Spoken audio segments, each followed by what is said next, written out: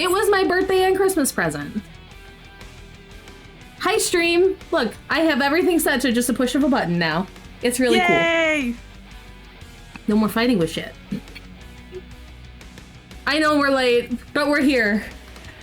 We are here. Yeah, for any of you that have children and have to do holidays such as this, you understand the struggle.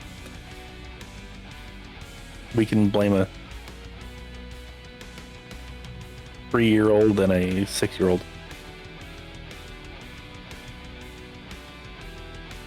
I remember when my sister was that little, we got in trouble if we bothered our parents, so she came in to bother me. Soph didn't come bother me, but we would get in trouble if we went and bothered our parents. Oh no, just getting them into bed because we gotta do cookies and we gotta do reindeer food and we gotta do this and we gotta do that. Next thing. Yeah, no, we were told if we weren't in bed, we weren't getting presents. Yeah, that's what it took to get them in bed, and I said it like 3 or 4 times. Yeah. And then my wife was like, they can wait. No, they can't. And then they were like, I want a story. And I was like, son of a bitch. Go to sleep. In the words of the immortal Tony Stark, go to sleep, go to sleep, go to sleep, go to sleep, go to sleep. Oh no, there's actually a book, a children's book written, Go the F to Sleep. Oh no, I've seen it. Yeah. There's also a second one, I think. Go to sleep now. Something like that. I can see that. We're all very excited for this one. Yeah. So before we even like transition to get started, first and foremost, thanks for anybody that's going to actually be here or is actually currently watching. I hope that it has been a good holiday season for you. Whatever it is that you do or don't celebrate. So, hopefully the end of the year is nice and quiet for everyone and nothing crazy happens. That's the goal, at least. So, I am ready when you 4 are, as well as Right. Kraken.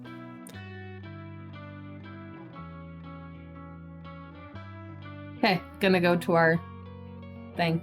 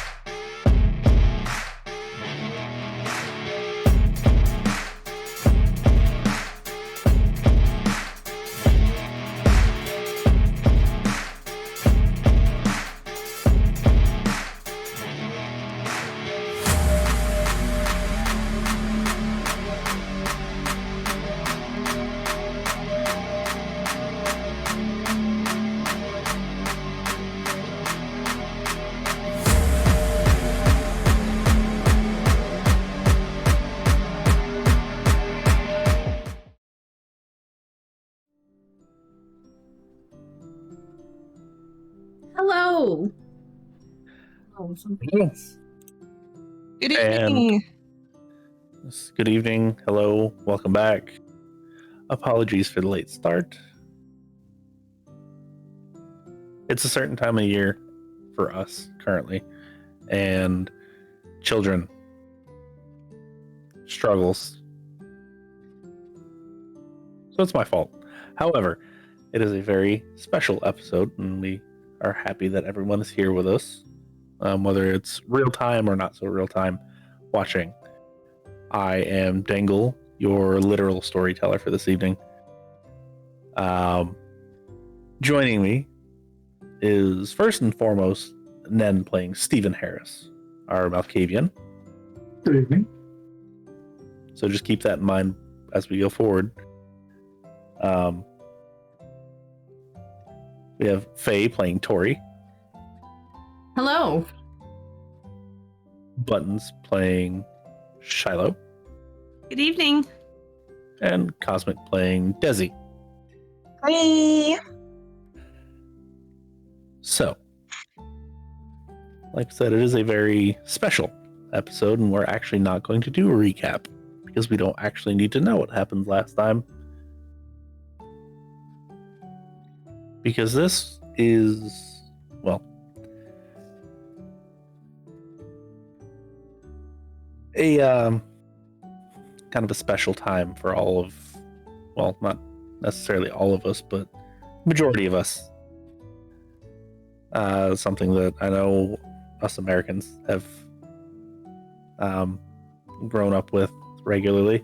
And there's one very specific story during this time of year that I believe all of us probably had to read in school.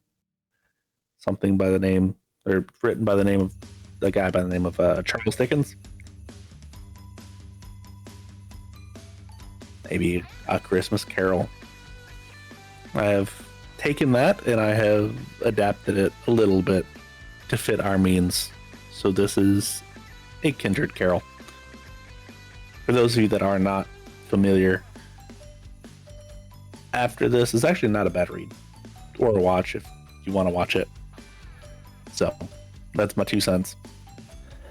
So we will actually join our group. It is the next night that you guys get together, and it is actually rather early in the night, and we actually will be picking up right here on the next actual game. However, you all are heading out, and you go to stand up, and for the most part, all of you are moving normally. Steven, however, seems to a little bit delayed. Something kind of clicks. And Steven, for you, you know the familiar feeling of something's happening.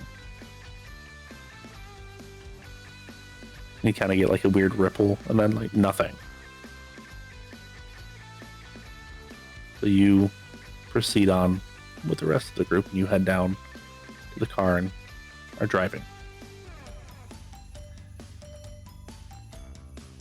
Normally, you would be going to a business meeting, as there are many to be had and many to be taken care of. However, you veer from your normal route and you end up at just this kind of abandoned building. You head inside, and at first, all of you just kind of waiting around and please converse. Don't know exactly what the business meeting's about, but there is one. It's like none of you are really paying attention, kind of off in your own little world for some odd reason.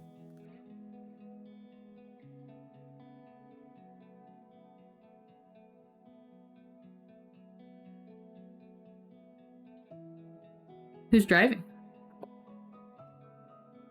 That's a good question. Who is driving? Who would be driving? Steven. I know. Okay.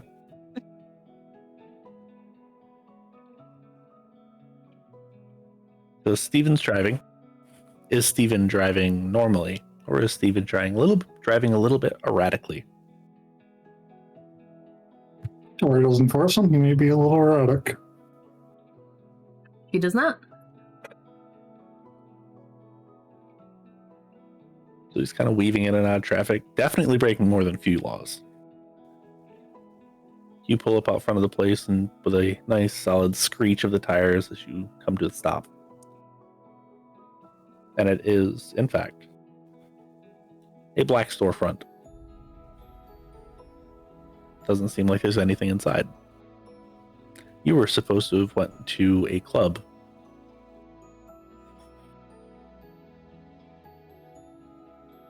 Steven, did you take us to the right place? Yes. Probably. Is this one of those like underground club things? Or like a pop-up thing where they like take over an abandoned space for a night?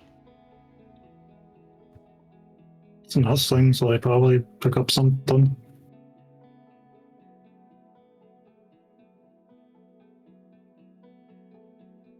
If we miss this because of you, there's going to be a problem.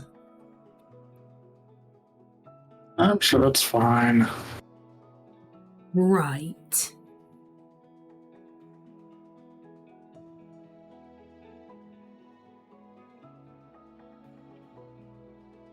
Go ahead in. So you pile out of the car, you start heading in. And it's dead. There's no lights on. It's kind of cold. There's nothing in here whatsoever. It's a layer of grime everywhere. It's kind of gross, to be honest with you. Looks like it could have been an old Spirit Halloween or something. This looks more like an ambush than a party. Who are we supposed to meet again?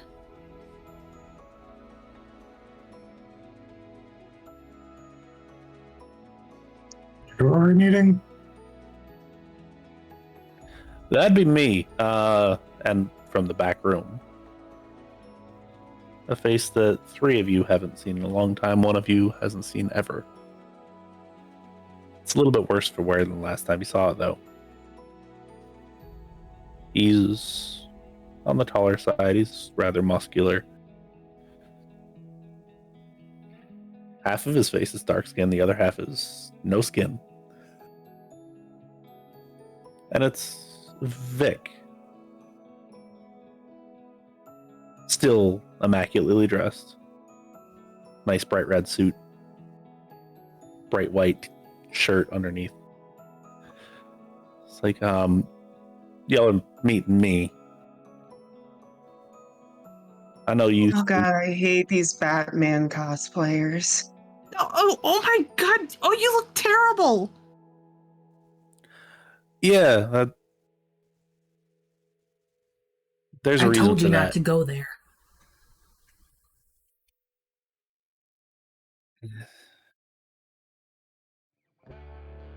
It's fine. I don't mind anymore. Now, like I said, y'all 3, I know you.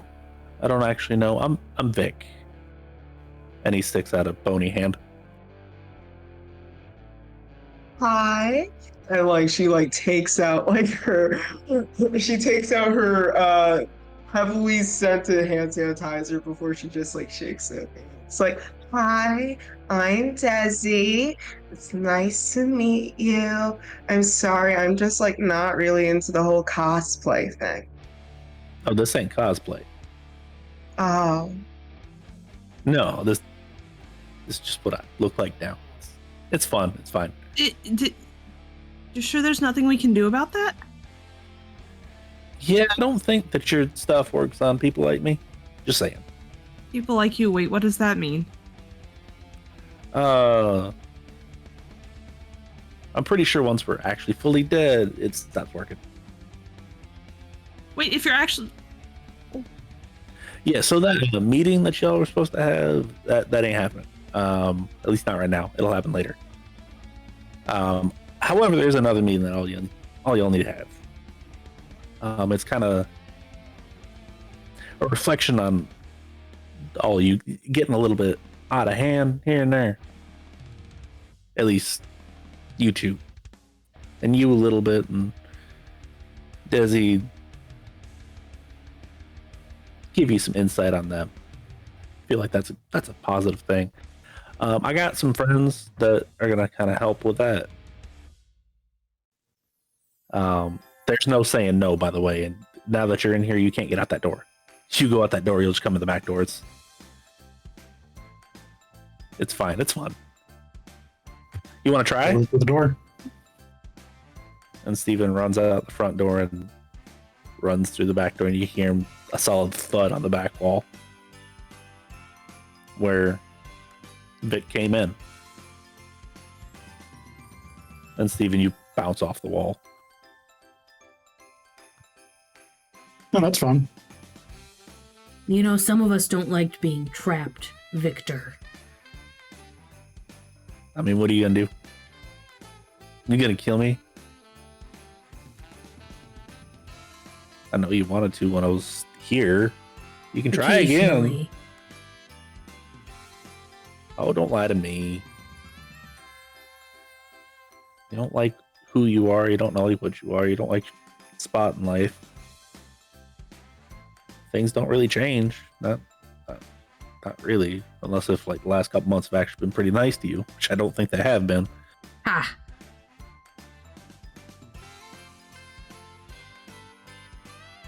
And I'm sure you're still just bleeding hard as you always have been, right?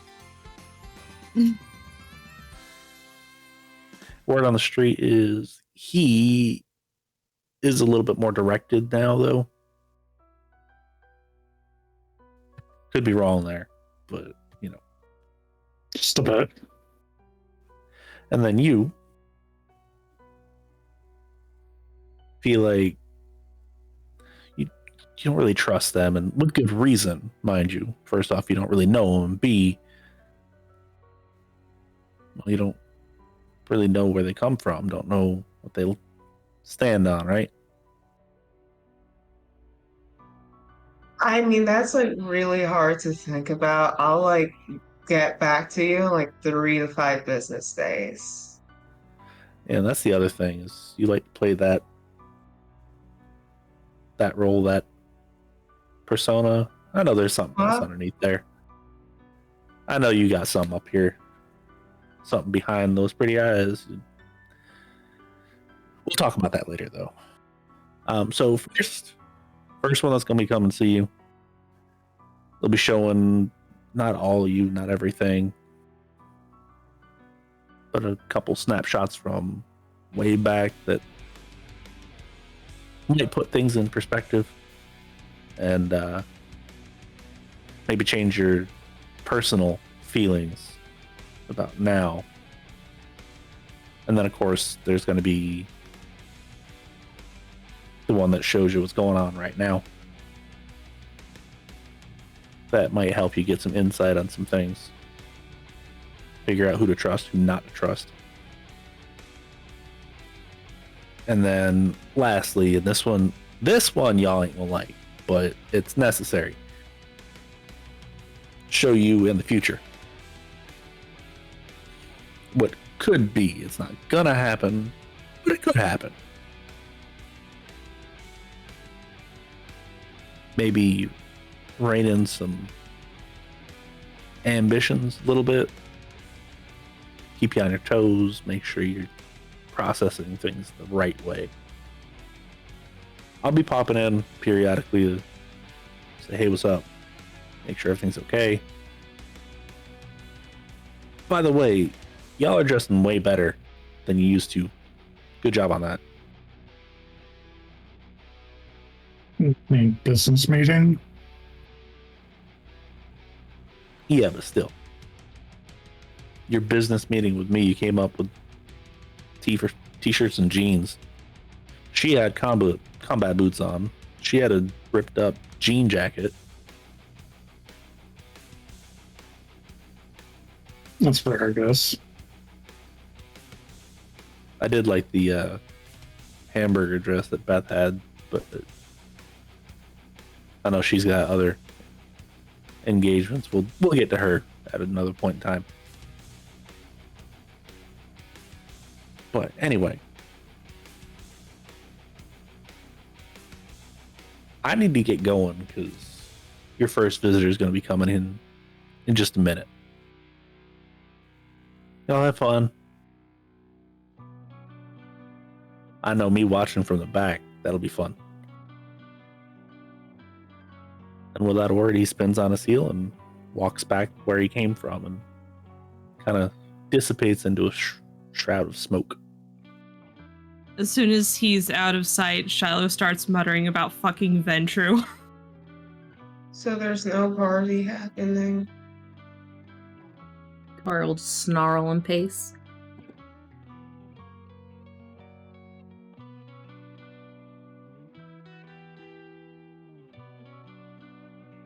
I'm confused how we can see him, because normally, last time I saw a ghost, I had to activate that power.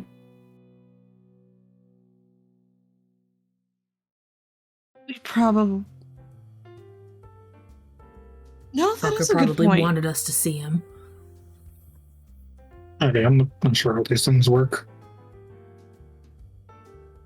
course, this. I'm like confused about all of this. Oh, he just ran into a building that he knew was going to explode, was all. He was being blackmailed, and he did it to save his brother, so he can't be all that bad.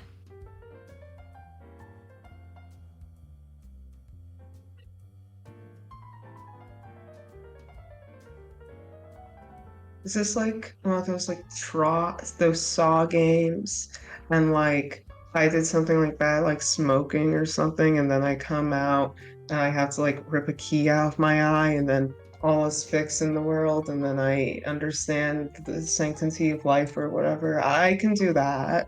Oh gods, I hope not. I've had enough of that. I don't know, Desi, do you want to play? No, we're not Oh, doing any of that. Oh. No, ripping out of eyes or cutting. No, please don't. And Well, it's a voice. coming through the ceiling, Stephen, you recognize this particular entity. It's not very large. It's kind of cute, though. It's a little girl. Steve.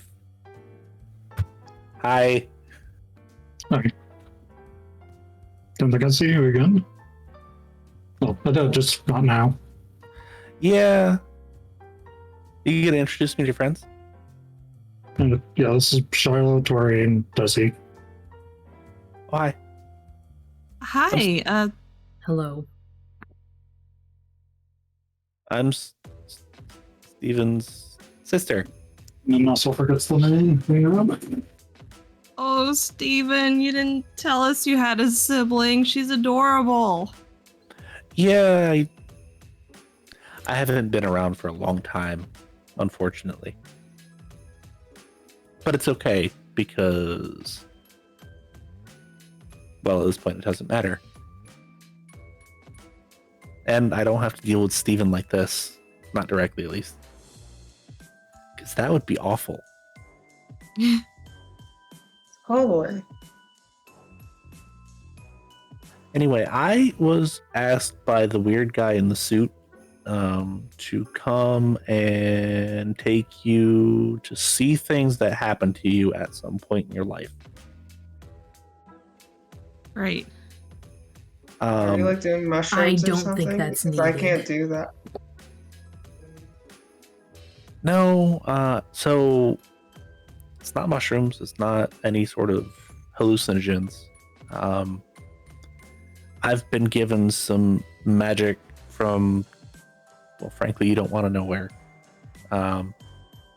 And I've picked out some really, I think, nice moments for everyone. And one funny moment, and really it's not for everyone, it's really just for two of you. But there's so much. And some of your stuff's really depressing. You know that? The past is better off staying in the past. Yeah, you would think that. But if you remember the happy times, sometimes it'll make your current self not so bitter, or not so ready to jump on a live grenade or something of that nature. Not actually, because I don't think any of you would actually do that, but you know, you wouldn't feel so bad about your current situation. Why, remembering how much worse off we had it? Well, that actually puts me in the perfect segue. I think we should go out the front door, because I think you'd be the perfect person to start with.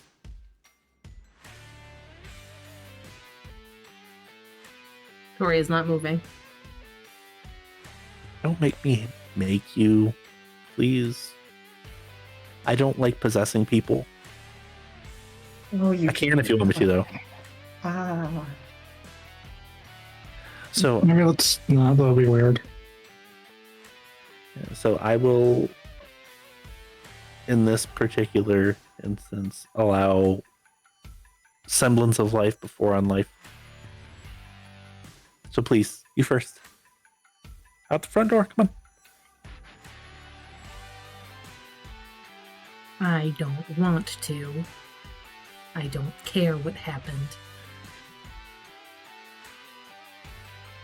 Well, that's not for you to decide, so... Excuse me, ghost child thing, sixth sense thing. If we say yes, does that mean we get out of here quicker? That's part of it, yeah. Sooner you say yes, Okay. the sooner you can leave. Oh, I want to leave. Okay.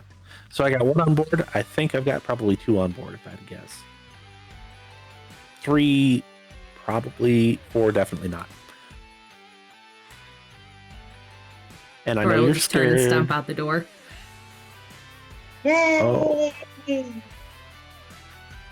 Okay, well, that was the hard one. I would hold your hand, but I can't.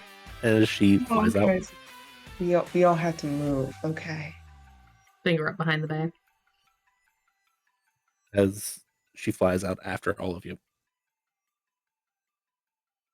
And you kind of walk through this really thick, dense fog that legitimately you're having a hard time seeing each other and you're only a couple feet apart.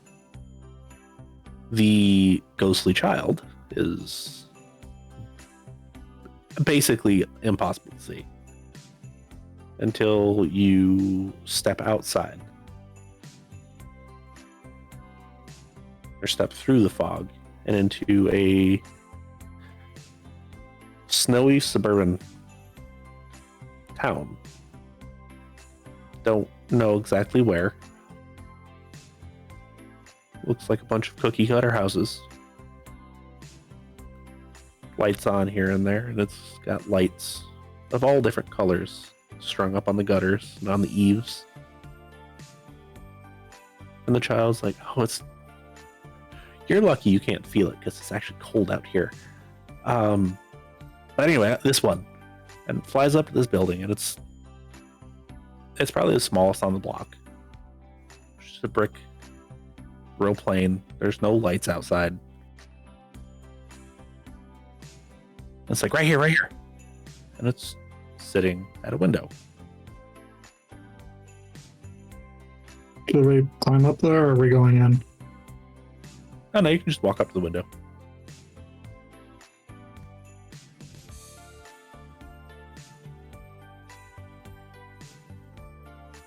Walk up to the window. And it's weird for Tory. And I assume everybody does at this point. And it's kind of weird for all of you because you see Tory, except she might be like 7 or 8. Sitting on a bed, and she's reading the Natural History Encyclopedia. Wow, that's amazing. You can like read. That's cool. You look at the decorations in the very small room, and it's very small. And there's a couple posters. There's one of like Einstein on the wall. As well as like one of those genus charts for like, well, animal classifications and all that fun stuff. As well as this little tiny desk at the end of the bed, and it's basically just a walkway with dresser on one side, desk on the other one, and bed butt up against it. And that's about all that fits in this room. And you can see down the hall, and there's lights, and there's a tree, and you can see some movement.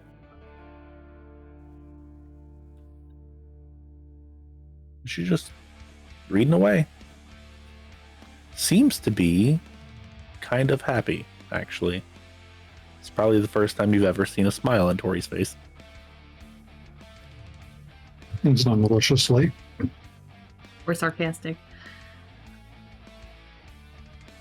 So what? I was happy as a kid. Whoop-de-doo. Yeah, and you didn't need much, obviously. But here's the thing. You didn't need much, you didn't have much. But now you have an entire area over or under you, and you've got everything that you could possibly want. And you're bitter and angry, right? Not everything, no. Well, I know not everything. There's specifically that one thing that you technically can't ever really have that you want.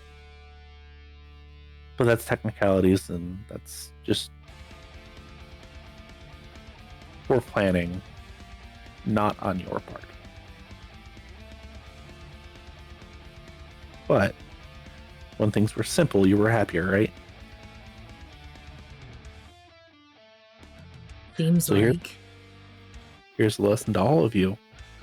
Just because you have everything in the world doesn't necessarily mean that you'll be happier. It's better to cry at the back of a limo than it is on a bike. That's also true. If you're going to be unhappy, make sure that you have everything that you could possibly want. Probably not as happy, when going hungry. Yeah. And about that time, from down the hall, you hear, Victoria! Come down here. She kind of like pops her head up and looks down, closes the book, and goes scurrying down the hall. And you four, really the five of you, kind of follow her at the same distance. And you are put into a very simple, very sparsely furnished, but still furnished living room. You try to look at the people around, and really you can't make out any features. One's a grown man. There's a couple more kids. The furnishings you kind of half remember, or you half see. It's a very old, that weird, like, tan and brown couch that was super uncomfortable fabric, but it was a really comfortable couch that everybody had at some point in their life, as well as a very simple piano over in the corner. There's no TVs. There's a radio, but it's a very simple radio. You look out in the kitchen, it's old. It's peak maybe 40s. It's not the 40s right now, but it's peak 40s.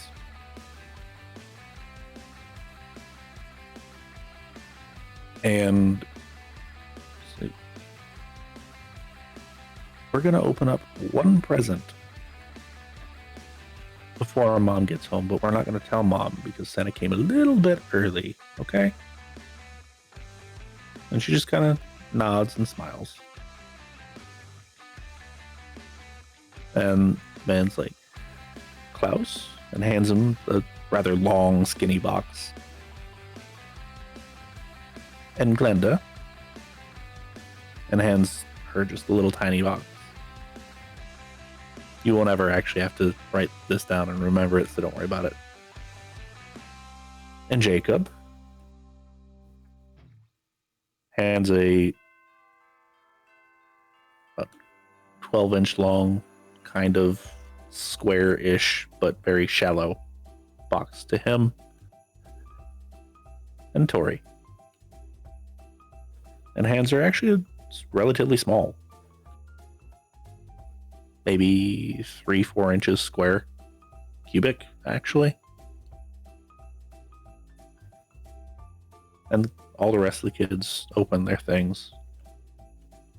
The big box gets a BB gun pulled out of it. The smaller two, one is a brush and a mirror that you assume Glenda got. And Jacob, which is the smallest of the children, it's a pull toy duck. Grabs it, goes running down the hall, and you can hear whack, whack, whack, whack, whack, whack, whack the entire way through. And then the man kind of turns to Tory. Aren't you going to open yours? Kind of goes back and forth and doesn't say anything, just kind of opens it.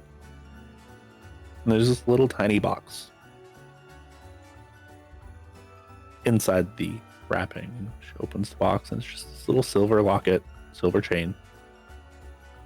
Picks it up, inspects it, and there's looks like a little dragon inscribed on it.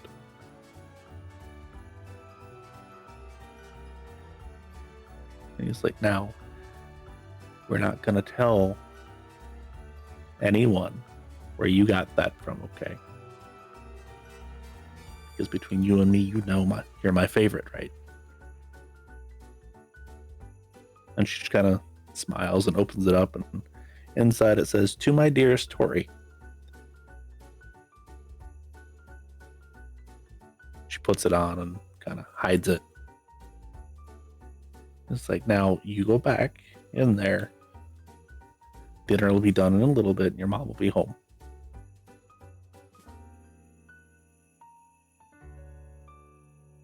Just all smiles, just runs off into her bedroom. Now, certain things make us really happy, isn't it? Isn't that right? And we don't realize exactly why they make us happy.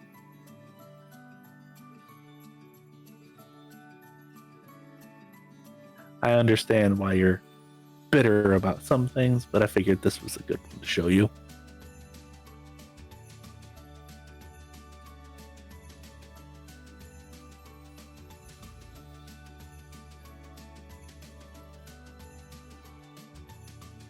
I have Doesn't more say if you anything. want to. I have more if you want to see that.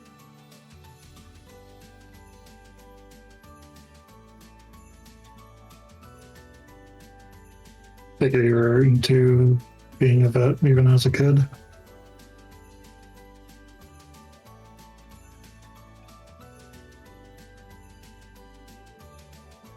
Okay.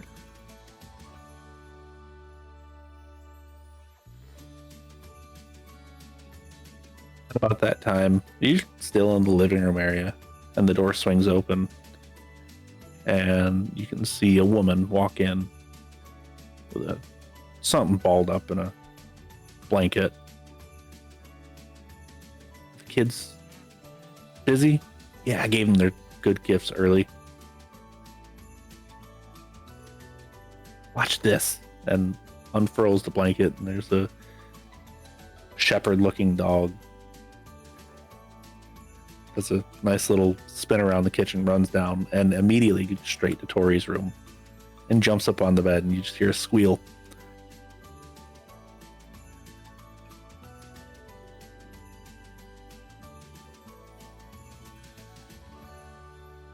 You gave her the locket, right? Yeah, I gave her the locket. Good, because I know being a middle child, she feels left out, but hopefully this will help.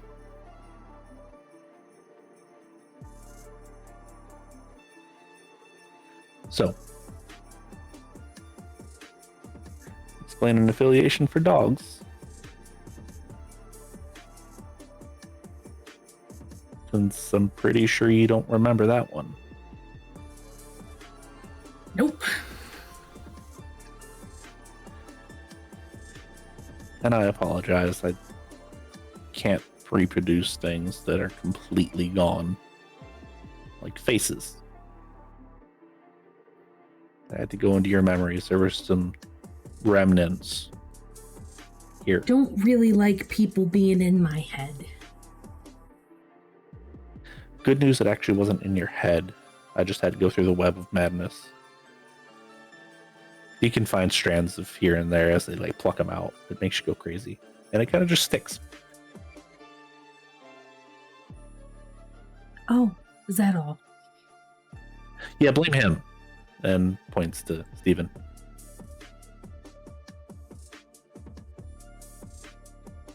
There is an utter stillness to her, as she very specifically does not turn to look at Steven. Oh, you look so happy. Isn't that great? Sure. You don't sound happy. Well, part of the problem is, and I know you don't remember this either, and I won't take you to that time because it probably hits a little bit too close to home. Shortly after graduation from high school, before she goes into college, that dog had to be put down. And on the way back home, her dad was hit by a drunk driver. So that's where the bitterness started. I don't want you to have to relive that one if any of that remains. So No, it didn't. Well, that's where your bitterness started. Wonderful. But at least you know where the source is now, right? Did it matter? No, but maybe, again, it'll help put things in perspective. Sure. So, well, yes, there was a lot of happiness. Just because there's a lot of happiness doesn't mean it's all happy. So keep that in mind, because... And turns to Shiloh. Oh no. You had a lot of happiness. Until you didn't. Which time?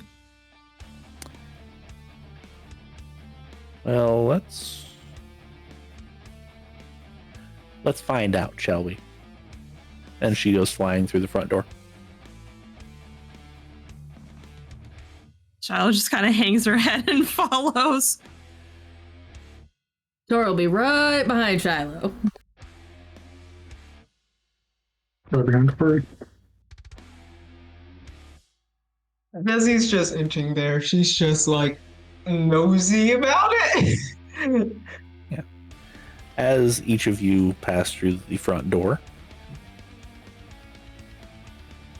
no way, Sphinx Cat does not appear. You are taken into a concrete, almost school-looking cafeteria.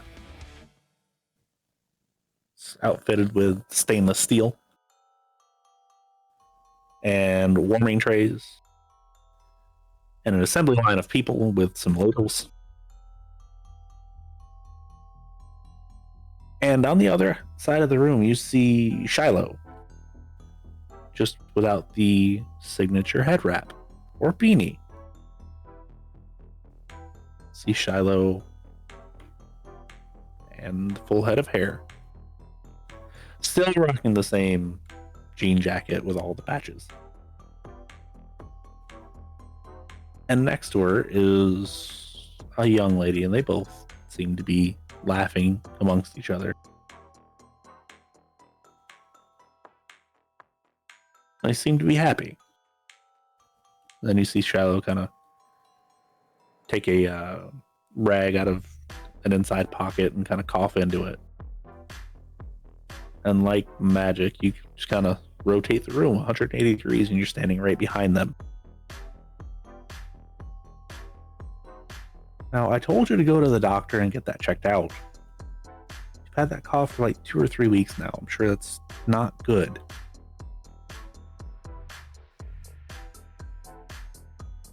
If I gotta tell you one more time, Cynthia, I'm gonna take you down there personally. And Shiloh just kind of waves off. You gonna be okay?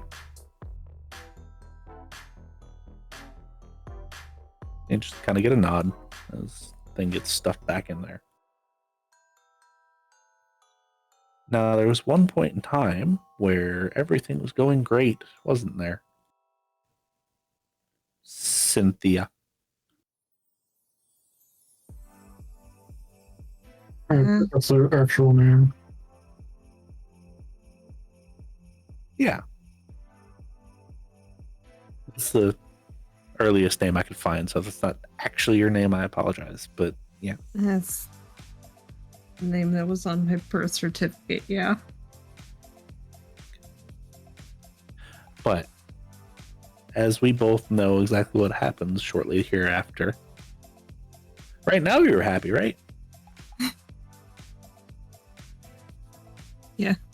Because our dearest Shiloh used to volunteer a lot for the disenfranchised and the homeless and the hungry, handing out any number of things from blankets to food to even medical supply here and there. When we could get them. Yeah. But that was also the problem, wasn't it? Not the food or the blankets, but it was the medical supplies. Ultimately, made everything that you liked and you were happy about eventually come crashing down around you, right? Shiloh just kind of looks at her feet. Did you ever tell them about your thing? The other part of the reason why you don't like to eat people? I don't know if it's a thing you can like give, but I know it's some of you can. I don't know either, and I never wanted to take the chance. Care to elaborate to them? It takes a second of Shiloh chewing on her lip and fiddling with the edge of her jacket before she finally gets out. Shortly after this scene here, I finally made it into the doctor's office and was told that I had tested positive for AIDS. Yeah, because you got stuck with a dirty needle. Because you were trying to be a good person. And you still try to be a good person. If anybody has a reason to be bitter, it'd be her. Or at least as bitter as you. So part of it's perspective too. Just remember that. And this entire time people are filing through and you can hear idle chit chat. And from the other side of the line, you just see this person bundled up in all sorts of clothing and gets in front of young or Shiloh. And you just hear a, "Hey, Jennifer." And like everybody kind of goes quiet. How do you know my name? Oh, it's the name tag. And she kind of looks down. Oh, yeah. But that's fine. Don't worry about it. Cynthia. And he kind of looks up. And it's Darian. Like, yeah, I like it when you guys come in here. Always makes me happy to see you. And Tory specifically can see there's an emptiness behind it. The eyes there. They're not quite bloodshot, but damn if they ain't starting to. Rather pale. And all of you can kind of see the fangs poking through. Like, you should really stick around more. I'd like to spend a whole lot more time with both you two. You seem like good people and you feel like you could help us out a lot. And at that point, a couple of the attendants come over and kind of escort him out. Like, we apologize for him. He's usually not so weird. Yeah, he's fine. It's a weird time for everyone, and cold out there doesn't help.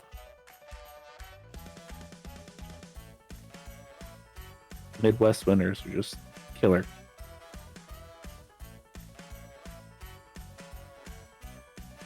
And that's the other point, I wanted to bring up Darian stalked you for how many years? Do you even know? Honestly, at this point, I don't know if I do. Time I just chalked it up to desperation. It was one face out of 1,000 came through. Yeah. So keep that in mind next time you want to count all of your negatives, as it were. Some of you have had a lot of them. Your childhood wasn't the worst. It wasn't the best, but it wasn't the worst. Neither was yours. And neither was yours, Stephen. Dessi, yours was...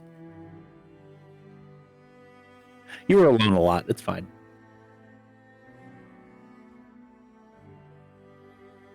So, just... next time you want to get angry or say that it's somebody else's fault or it's this, that, the next, just remember it can always be worse than your current situation. However, something positive did come out of the anger and the spite and the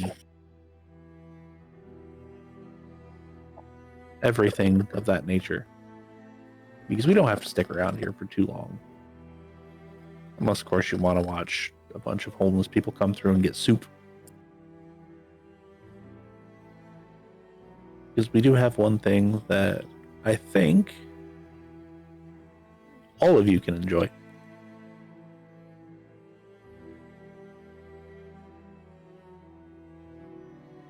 Do I even know what it is? At least one of you is going to be real happy to see my end from it. You act like we have a choice. Yeah, just go in the kitchen. It'll be fine. Kitchen. You walk through the kitchen doors, and then flapping doors as they were, kind of flap back and forth, and you immediately walk into a semi-abandoned warehouse full of paper products and textiles. Nice thick layer of dust on everything above, like head height. And there's just this tirade of German swearing. Which some of you understand it, some of you don't. And then, again, actually a voice that I believe all of you know. Winnie. Now, I told you everything that I know. I apologize. I don't know where she went. Just stop. Don't do whatever it is that you're thinking about doing, please. Now, I told you, Winfield, if you think she was going to do anything, you were to tell me. Now, why didn't you tell me? Because I didn't know, I swear. And you kind of walk around the corner. It's just Winfield, like in a ball. With this blonde-haired, blue-eyed, very pale skin person dressed in a very nice suit. Just standing over top of him, and the glint from his glasses makes at least three of your spines shudder. Dessi, not so much. And he turns and he kind of looks at all of you. It's like, and you? What have you found? And it's almost like he's actually speaking to you until a black-cloaked individual walks through you. Tory would know this person just in this form immediately. However, they have not found anything. She is gone. And he pulls down his hood, and it's small. No hide, no hair of her.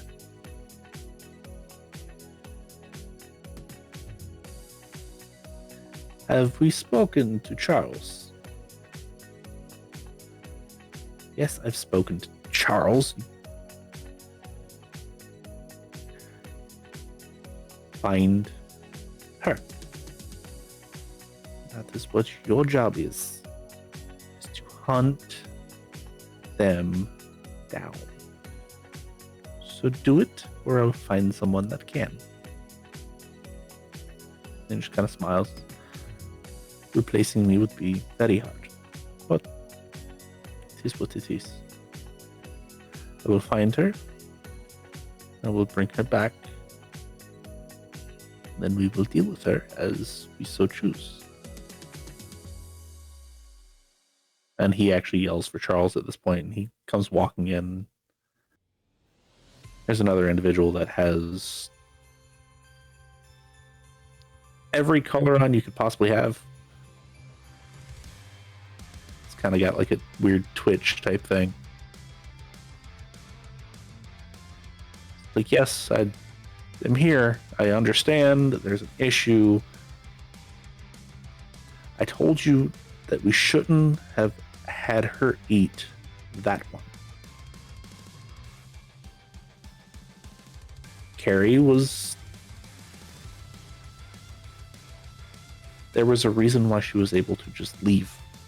When she left, I was afraid that it would follow over, and I told you this. Should have just let her become a Zemitzi like I told you to and I wanted, but no, we have to go against the big bad truth. And about that point, Gregor just kind of like grabs him and lifts him up. You follow what I say, or I will do to you like what I did all of them in the 40s.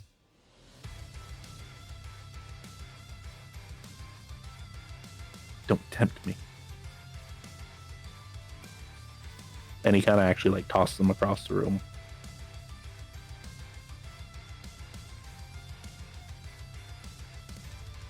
Now,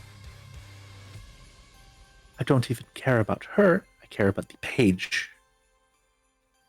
Find the page. We cannot find the page, then find her, and we will torture it out of her.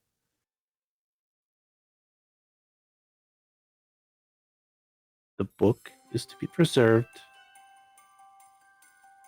and assembled when we have all the pieces. And then we can use that to destroy all of the elders. And Dropsy, yes, boss. One color.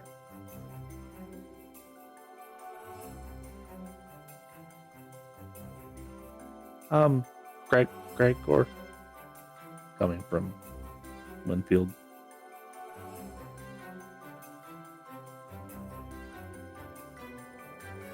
Yes.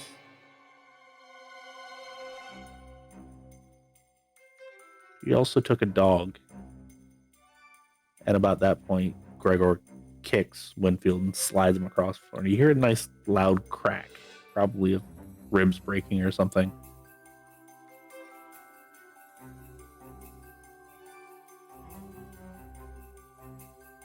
So the note that she left. You want that too, or no? And he snatches out a small hand, starts reading it. And effectively it reads, I apologize to Winfield. The rest of you can suck it. For lack of a better term. But there was a clear apology to Winfield. And he kind of balls it up and throws it, and then an arc of electricity comes firing out of his finger and lights it on fire. He just screams, find her, as everything reverberates and echoes and goes to a muted gray room. So when you left, He caused a lot of problems, obviously, so maybe you can be happy about that. Sure. Oh, come on. Let me see one smile. A genuine smile. I said genuine. Yeah. Good luck with that. Well, you've got your precious blitzkrieg back. I do know that. Yes. It's not in that form, but you know. I like this What? one better. What'd you say? Wait, what? I'm sorry, what? Yeah, the dog that she used to have, that's the one that she took, and then she did a thing, and now it's the big fluffy one. And I wish I could pet it, but I can't.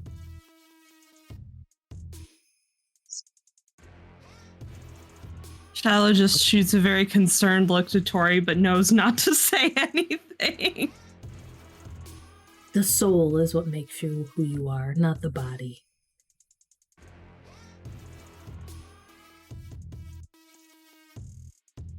Right. The soul is what makes you who you are. Whether you have 1 or 7.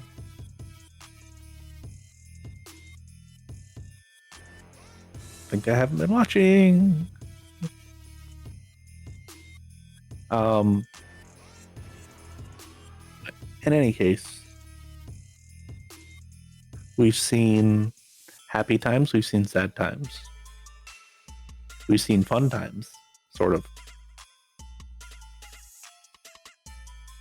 And also, when did Small actually start liking you? Because apparently he didn't like you at one point.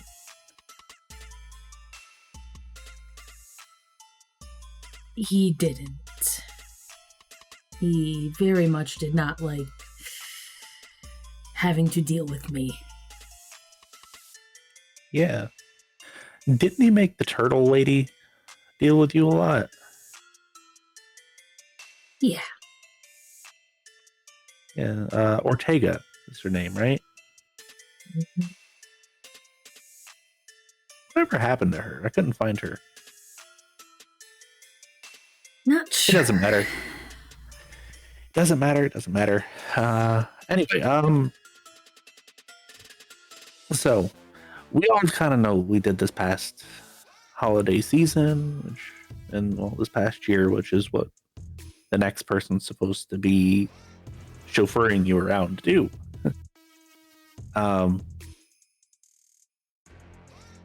I didn't get to pick these people, by the way. It's just so keep that in mind. Yeah. I don't like the sound of that. Is there something we should be concerned about? Well, they chose between 2, and it wasn't the one that Shiloh didn't shoot. It was the one that you had a problem with, Tory. Of course it was. Unfortunately, it can only be dead people, so because that's all we have on not actual payroll. So I'm gonna leave you alone. If Vic comes and talks to you, I apologize. He's kind of a pain in the butt. Yeah. When he does that to you. What I can do though is I'll give you. What do you guys like for smells? I can make it smell like that in there.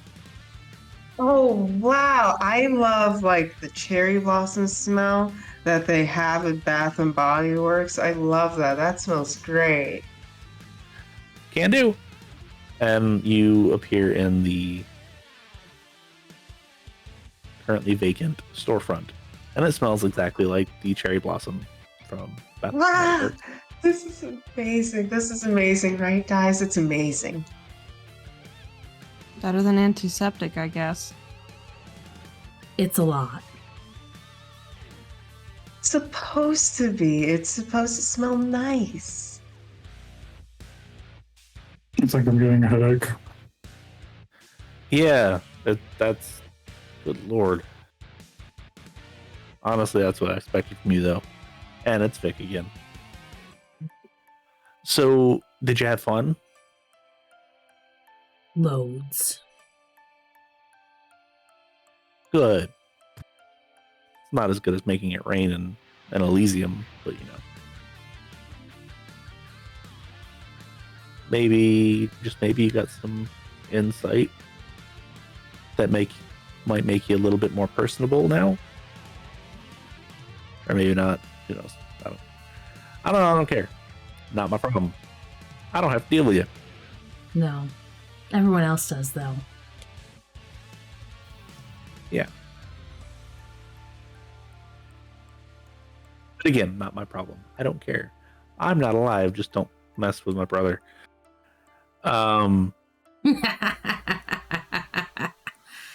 So I was kind of going back and forth on a couple people. And I chose Jacoby for a reason. Mainly because you actually had a fairly decent rapport with him at one point in time until Cyril did Cyril stuff, and then you didn't. So I do apologize if there's any like awkwardness here, but that's the next person. Just be ready. Not gonna see any of y'all. It'll be some of your friends that maybe you trust a little bit too much, or maybe you trust not quite enough. Trust is a luxury we don't really have. Right, but maybe you could give them a little bit more free reign than what you're currently giving them.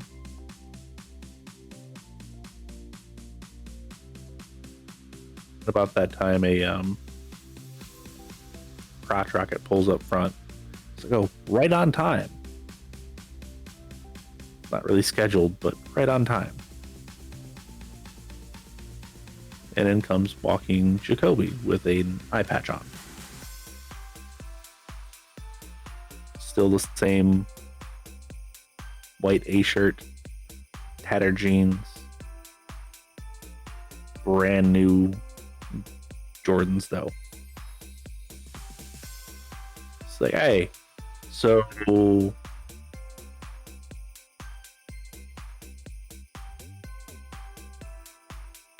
I'm supposed to kind of take you around, show you what your people have been up to this past year. I've got some options for you, but I know two that I'm absolutely going to be showing you because you trust Cam, and you should trust Cam, but maybe you should trust him a little bit more. And then your friend Leo, he might know more than what he's letting on. Just letting you know. It's not a bad thing. But he might know more. And he might not realize he knows more. So let me go ahead and go take you to that.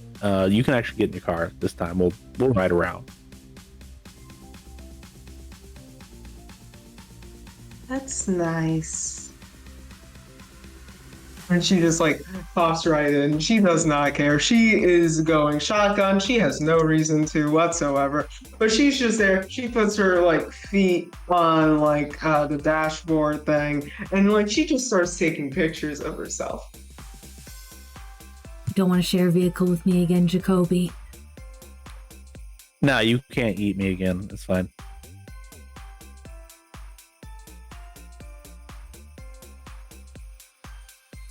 Or I'll get in the car. And he will get behind whichever seat Tory took. Because I assume Tory sits in the front. Oh, she's driving this time. Okay. So yeah, it's behind the driver. That's it for Steven then. And then Shiloh, I assume that you pile in eventually. Mm-hmm. It's like, so you can either go to 99 bottles,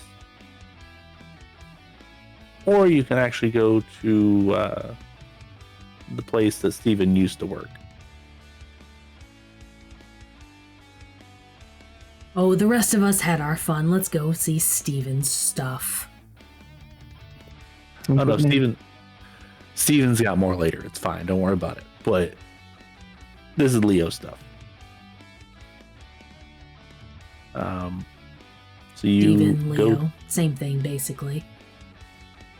So you make your way to the butcher shop. The now closed, out of business butcher shop. You walk in. What's happened? Oh, after he lost half of his staff, he couldn't stay open. It's not really anything on you or Leo. It's more so that for whatever reason, people don't want to cut up animals no more. Not by hand, at least. And they damn sure don't want to do it for $12 an hour. Yes. So as you walk in, it kind of comes to life. And you see Leo sitting up front on a laptop.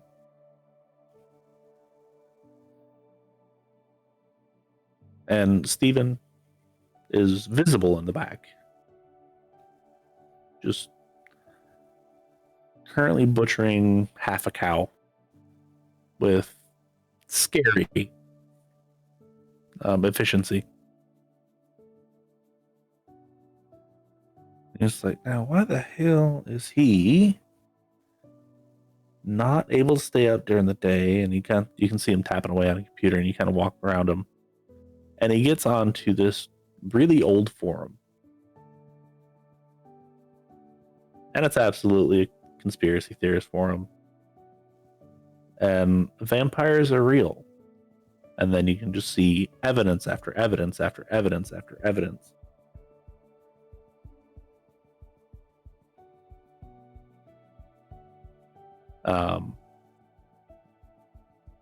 And then, legitimate evidence. well,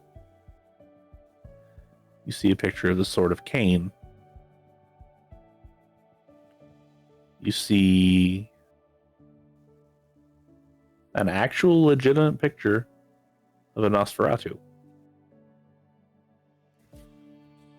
You see a video of just looks like a random dude just kind of standing still, backing into a corner. He just disappears. You just hears Leo like, what the f? And then you hear Steven from behind you. What are you looking at? And he just closes it real quick. Nothing. You want to go grab lunch? No, I'm not. I'm not real hungry. You okay? You haven't been eating lately. Yeah, I was just feeling a little bit weird. It's fine. You also haven't been doing other stuff lately either. Yeah, it's just, stomach's been weird. Okay.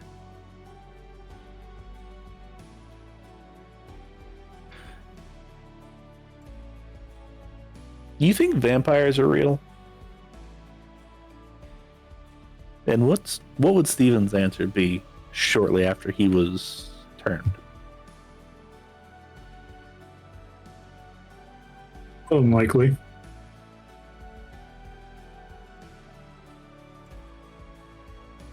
And Yeah. what's being hidden from us. You're not like hungry for blood or anything, right? Like that, right? Because you've been acting kind of weird lately. I just want to make sure that like you're not one of them. I ain't got anything to worry about. No. Okay. Did you do stuff before you came in? You know I did, but it's from JJ. It's fine. He doesn't lace his stuff. Jackson does, but he doesn't.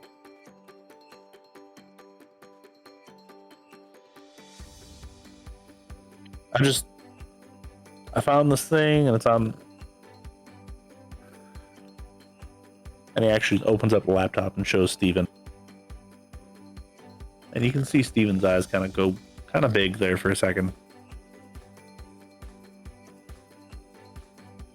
It's like if this stuff ain't real, I want to make sure that it ain't real, and I want to make sure you're okay. And I just want to stay friends, man. You're like the only friend I got.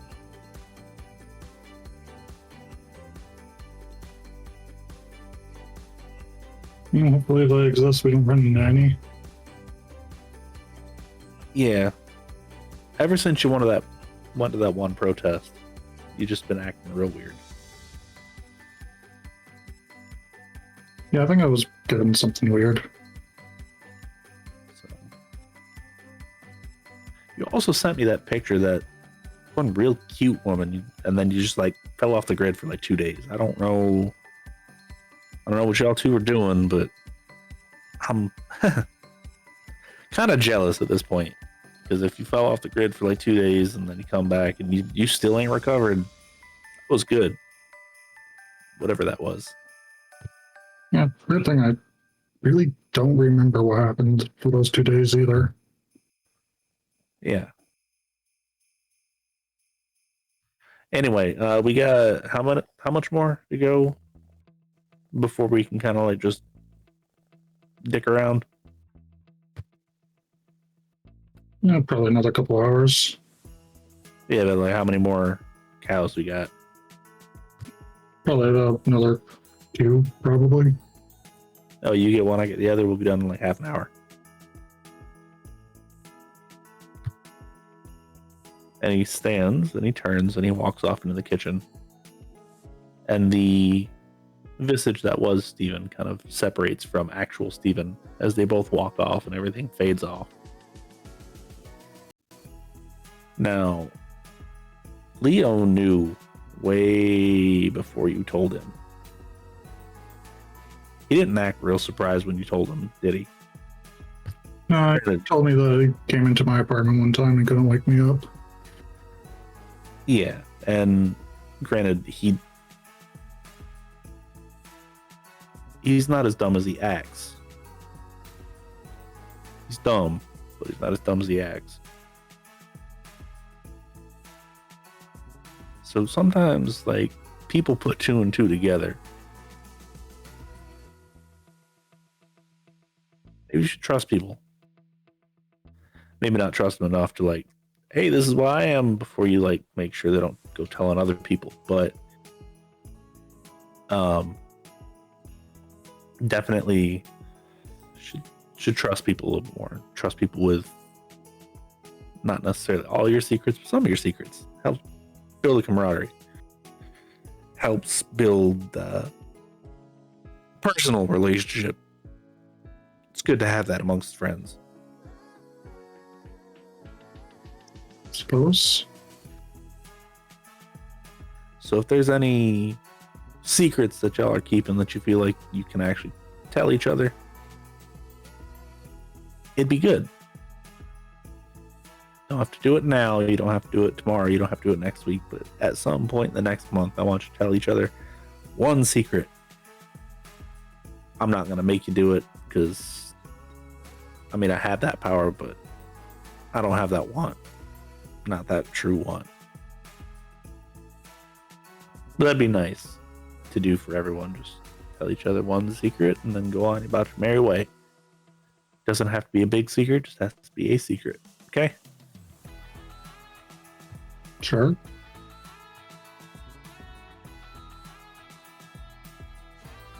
Also, that bit about Leo and you really, or you being Leo's only real friend. That's probably the reason why he puts up with your shit. You know that, right? Yeah, I figured. So everybody needs friends, and everybody needs to trust their friends. And Jacoby will actually specifically look at Dessi when he says that.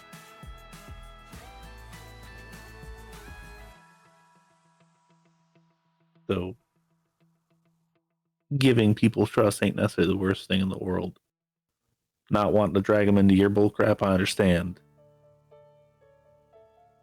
But giving people a little bit of trust ain't gonna hurt nothing. Anyway, back in the car, we got. I hear that y'all are actually selling something that I could have drank. Yeah, too bad. You couldn't have done that like 6 months earlier? Really? I mean, maybe you would have stuck around had you not betrayed me, so... I mean, I was dead either way, so... One, that felt like could actually defend me, though. Well, it didn't. Well, he also ambushed me, so... Here nor there, it's fine. 99 bottles to go visit our dear friend Cameron.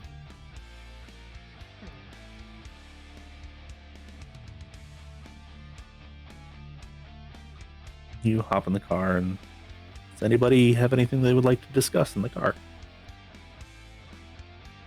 Or is it a silent ride? Or it will start no conversation.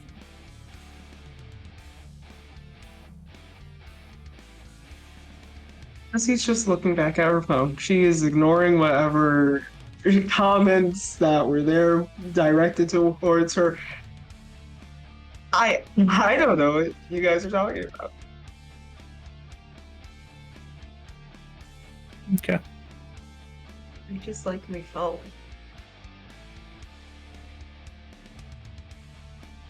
The best part is the phone's not currently working. It's just a blank screen. Oh, that's great. That's lovely. That's I'm just going to stare at it then. Yeah. If I think hard enough, Flappy Bird will appear. Yeah. You pull up outside of 99 bottles, and it's current day. It's current activity. And you walk inside, and it magically turns into a holiday theme. It's not actually Christmas. Cameron doesn't celebrate Christmas. Cameron doesn't really celebrate any holiday. He does, however, do minor decorations here and there. And it's great because there are currently 4 people in the bar. There's Bobby, currently passed out at the bar, and all of his hefty biker glory. There is an old man, he's probably 75 years old. He's drinking the cheapest beer that Cameron has, and that's saying something because it's probably like $50 a glass or 50 cents a glass. There's this mid-50s woman. She probably has about 3 teeth, and she's straight vodka. There's this younger man, looks to be maybe Hispanic, dressed actually fairly nicely, and he's sitting there with a glass full of something. Doesn't look like it's been touched at all. And Ken comes walking over to him. It's like, everything okay, man? You ain't touched that at all. Oh, everything's okay. I appreciate it. Just in town looking for my sister.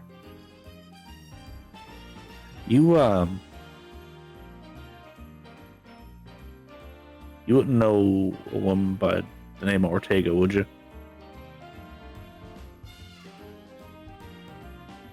No. You know anybody by the name of Samal or Victoria as well? You can kind of see Cam kind of taken back a little bit. Who's asking? And why are they asking? Oh,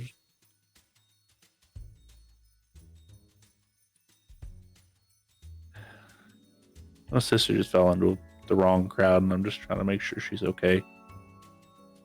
Went to seminary, and then I kind of lost her for a little bit, and trying to make sure she's okay. I'm kind of traveling around. I don't know anybody with those names. I do apologize. If you give me your card, I'll let you know if anything comes up, though. You can see him pull out a card and slide it across the bar, and he puts it behind the cash register. So, well, I appreciate it, and leaves the drink untouched on the bar. Lays down some money, and Cameron takes it, puts it in the till, takes the card back out, kind of looks at it. You can kind of see him take out the phone, dial Tory's number, and then kind of look at it, look at the card, look at that, look at it, and like, she's got enough shit going on. She doesn't need more. I don't need to worry her. Just make sure that if they come by again, they ain't gonna fuck with her. And closes it and actually burns the business card.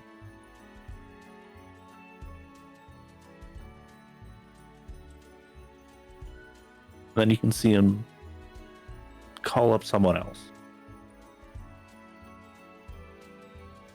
Hey, Roscoe. I got a job for you. Just need you to look at somebody, keep an eye on them. Tell me if they come anywhere near me or my friends. Yeah, the bar. Any other one that lives upstairs, if you can track her on a daily. Tell me if this person ever comes anywhere near him, and gives a description of this guy. And I know it's hard to track her and she disappears a lot, but once she stays in one place, it's fine. Yeah, and anybody that he deals with. But you've actually heard of this? The old dude up in what's it called? Acton? Okay. Just let me know. Also, if you hear anything about any Ortega lady, just let me know. Okay? Alright, man. Yeah, I'll pay your normal rate. Shut the hell up about that crap. Alright, bye. And he hangs up the phone, puts it down. And he kind of looks around, he goes over, he smacks Bobby with a wet towel, and he's like, hey, wake up, go home. Stay in a hotel. See Bobby kind of, shut up. Not even drunk. He kind of gets up and he falls down flat on his face when he goes to get up. And he gets back and says, Bobby, damn it, man. I'll call a cab for you. Hold on. And he picks up the phone, calls him a cab, and actually helps him out to the cab. So yeah, just get him home. I'll pay the fare. Damn asshole. Charging the damn storage fee to cover the cab fare. That's so stupid. But whatever. And he gets Bobby off, and when the other two leave, he finally shuts the doors, locks them.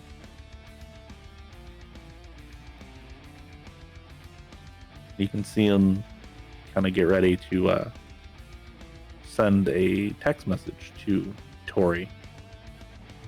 It just says Merry Christmas. And he just sits there and he's like, I don't even think she... And he deletes it.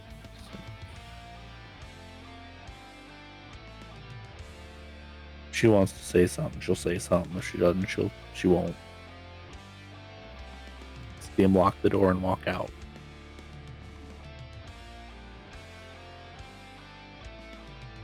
And Jacoby kind of turns and is like, and you knew he was useful. Did you realize he did all that for you?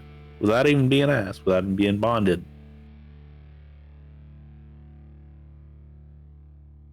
Or did the bond wear off again?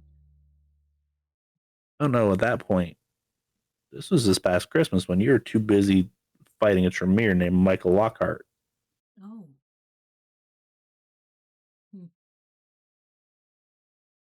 Yes and no.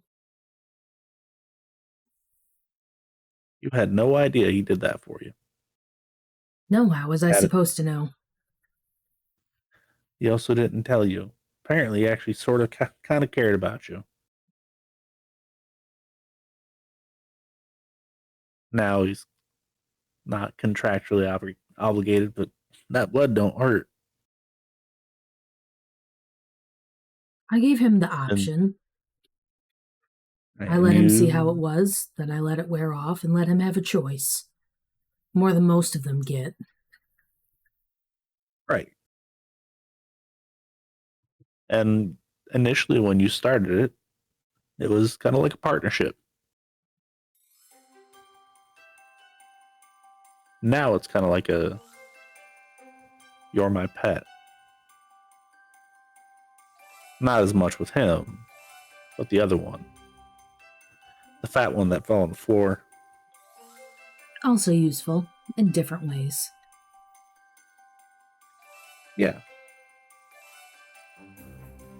Maybe not keep hunters from finding you and making you take a sun bath. Useful, but setting up a petting zoo. Useful.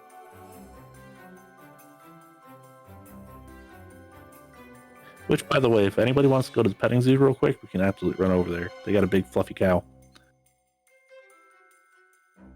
I don't like cows. They have like the hairy stuff on their udders, and it feels like I'm touching like breast, and it's bad and it's icky. Then don't touch it. I'm saying no. I think they got a horse too, right? And some goats. The goats have those weird eyes. They look like my mother's. That's probably not good, but anyway. When did we get a petting zoo? What, you didn't tell them about that? No. Is that a secret you're keeping? Hadn't come up. Oh, so everybody's got secrets. Got it. I never said I didn't. And I never asked theirs either. Right, but I believe at one point in time there was we shouldn't keep secrets from each other. From someone. I don't know if it was you, or if it was you, or if it was you, or it was the other one. I know it wasn't you, Dessi.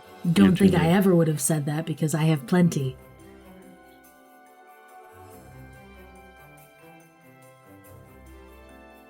And to me, the past matters less than what you're doing now.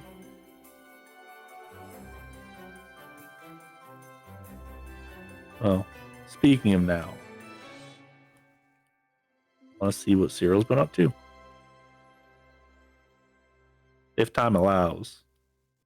Sure, why not? Sure. Shiloh nods cautiously.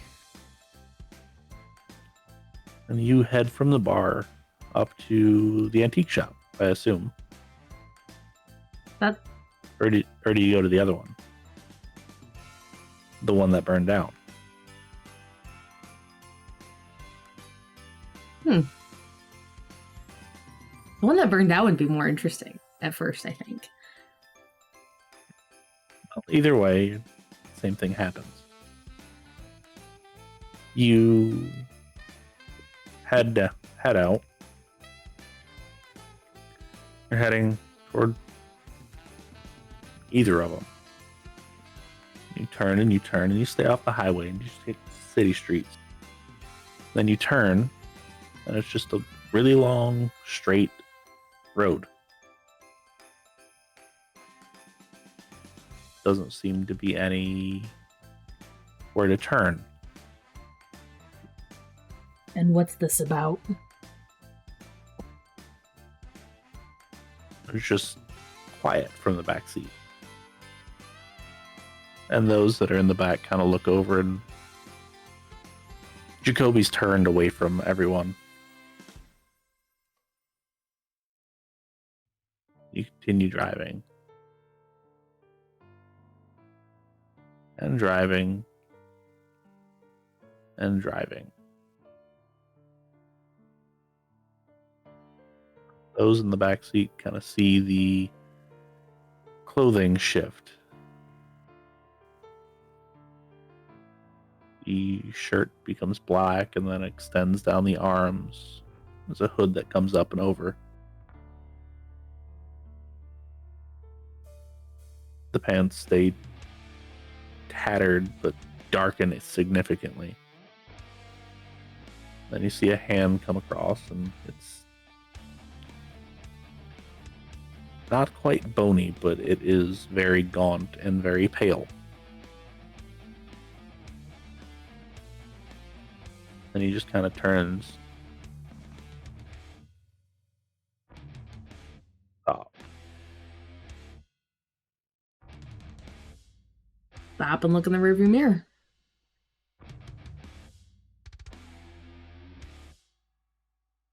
At first, you actually don't recognize him. None of you do. But the three that have been here recognize it's actually one of the guards from the Leo rescue. And he gets out. He just says, "Follow."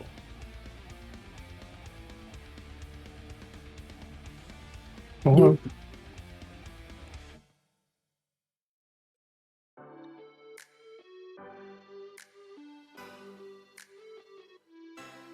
And he walks into a very old school movie theater.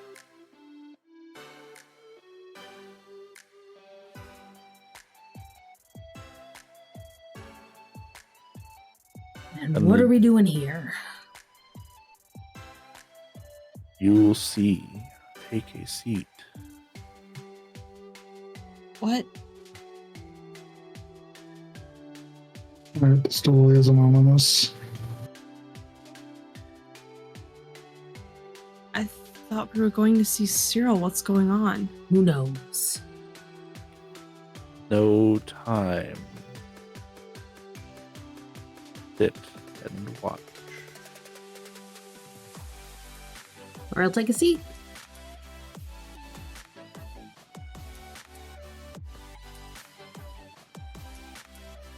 And once everybody's seated, almost like magic, the old school film reel starts with really bad, crackly music. And first, there's a commercial that comes up.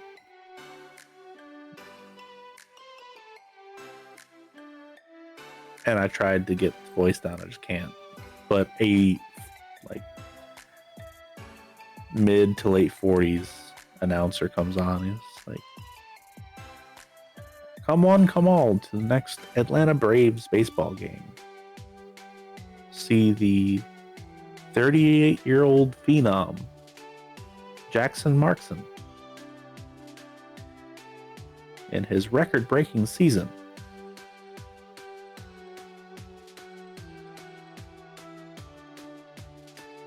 And 96 home runs with an ERA of .765. Beth making bad decisions.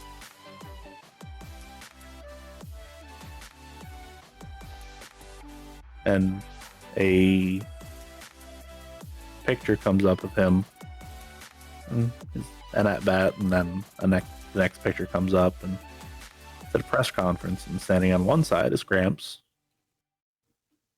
standing on the other side is this PR manager. Looks very familiar. Looks like Beth. Which again, Dessi hasn't seen before. But she's rather tall. She does have a very bright, vivid wig, which I think Dessi would appreciate. Extremely well dressed. And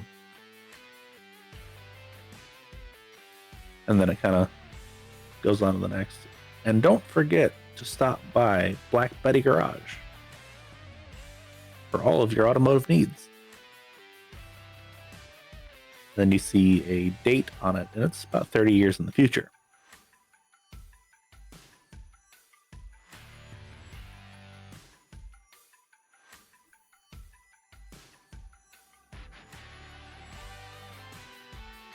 And it just kind of goes black.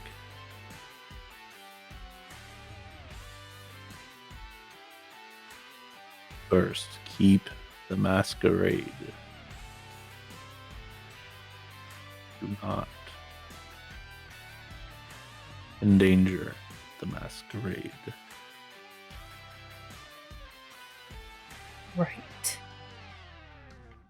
And the next thing pops up. And it shows Steven. He's just kind of sitting behind a desk. Looks like he's settled into a semi-normal living situation. And then comes walking Ace. So yeah, so I took care of the one issue that we had. Still working on that other thing. The person messing with the shipments. Dispensary's doing well though. Got a dude up front named Tim that wants to talk to you.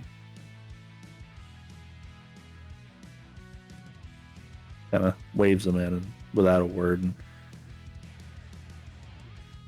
Timothy comes walking in all of his immaculately dressed, very eccentric glory.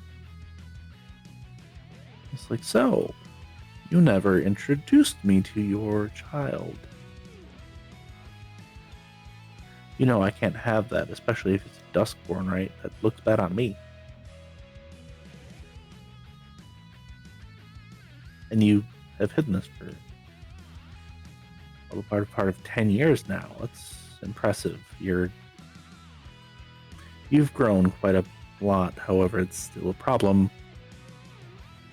And if you still want my help to make sure this goes well, you're gonna have to fix that. You know that, right? So either you can actually do it, or I can give you somebody to do it. But either way,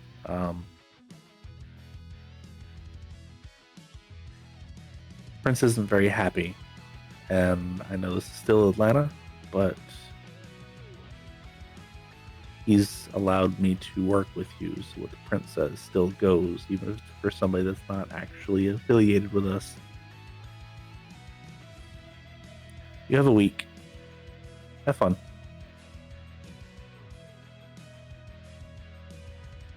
And it kind of zooms in over Steven's shoulder, and it's the name of the dispensary that he's starting up. You can see an accounting sheet, and it's well in the green. It's a couple $100,000 in the green. However, when you look at the transactions and budgets, it kind of looks kind of funky. There's a lot of money coming in, but it doesn't actually say from where. It just says deposit.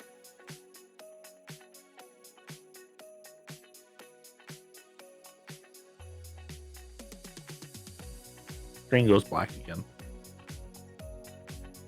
It's like, thou shalt not, sire, without permission.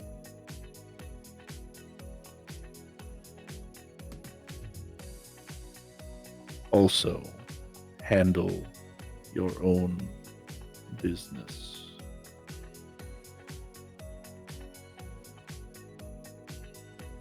And the room actually stays black for a minute.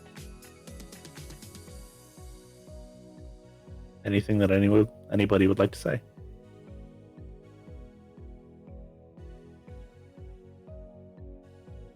No, we need to figure out a way to get on top of that.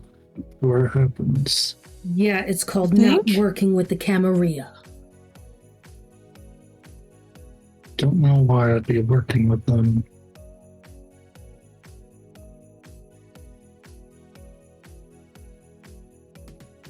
Because that's the kind of shit they do.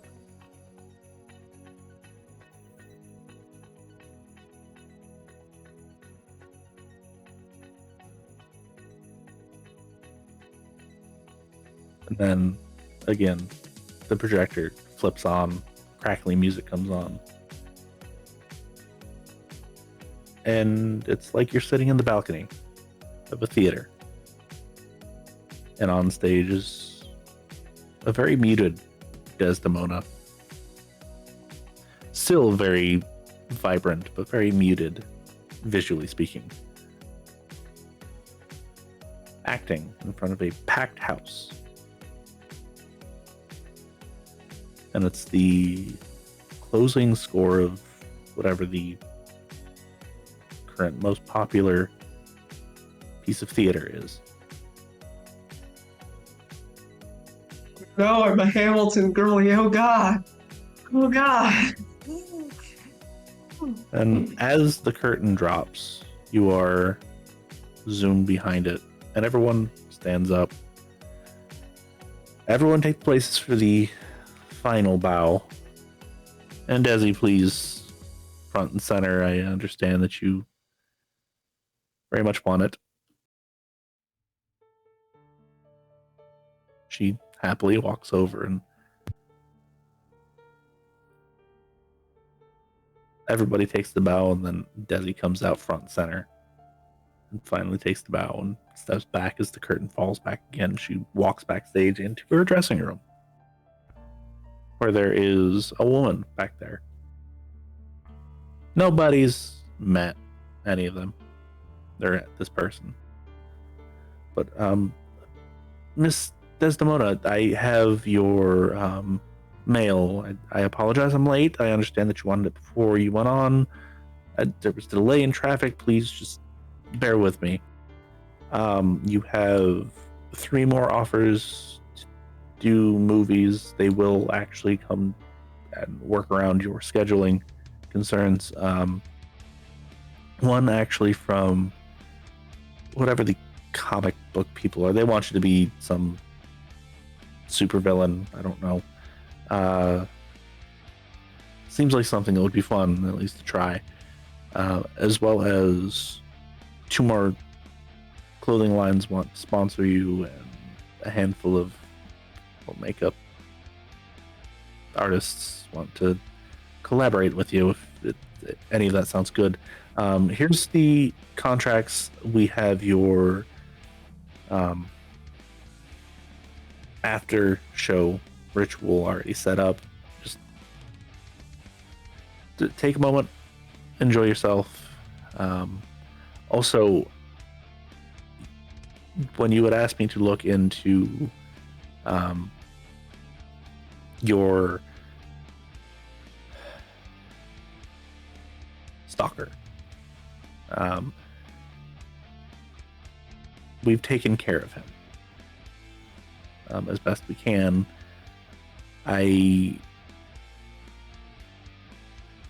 We had him arrested, but he has since went missing again. It's kind of a problem. I understand. I apologize, but we don't know how he got out. It's like they put him in the cell and then he just went poof.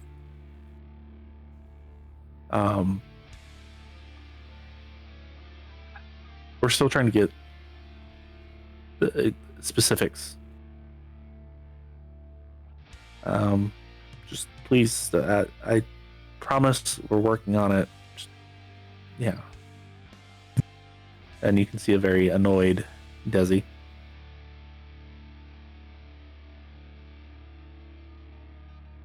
And as the door shuts, from the wardrobe, door opens, and out steps a person that's shrouded. I told you I'd never go away fully. Once I find you, I will never leave. You are mine. And you have to understand that. I allow you to share yourself with people now. Be happy. I command that of you. Be happy.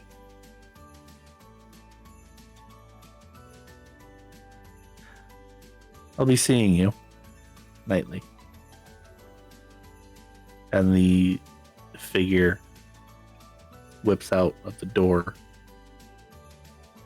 You can kind of see Dessi just kind of break down for a little bit until she regains herself, wipes off all of the makeup, reapplies, and gets ready to go out. Where she does much the same as she does now. Puts on a smile, dances until the wee hours of the morning, until she goes back to her apartment. It's still not very large, not very fancy, but it's everything that Dessi needs to be able to pack up quickly and leave, which she starts doing.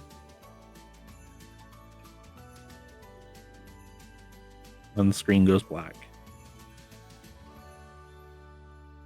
Finally, do not let anyone know who you are.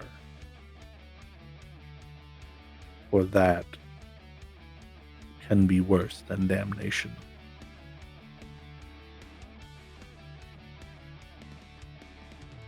And the room is just black and silent. Anything from anyone?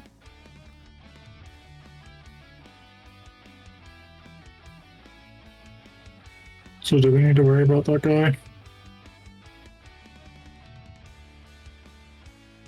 I don't like this movie.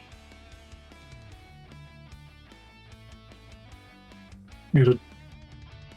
No, I don't imagine you do. I don't like seeing themselves on screen. You not have any comment about the fact that you have a stalker? Of course she doesn't. Why does it matter when you can just smile and disappear? You don't disappear.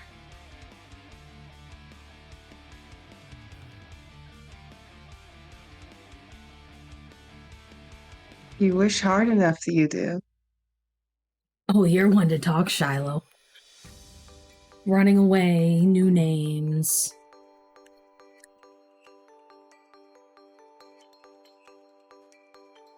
Running from your problems. Yeah, running from your problems, running away. Getting a new name, Miss Yeager. Isn't that right? Yep. Or Miss Griffin, or... Which one is it, really? Griffin right now.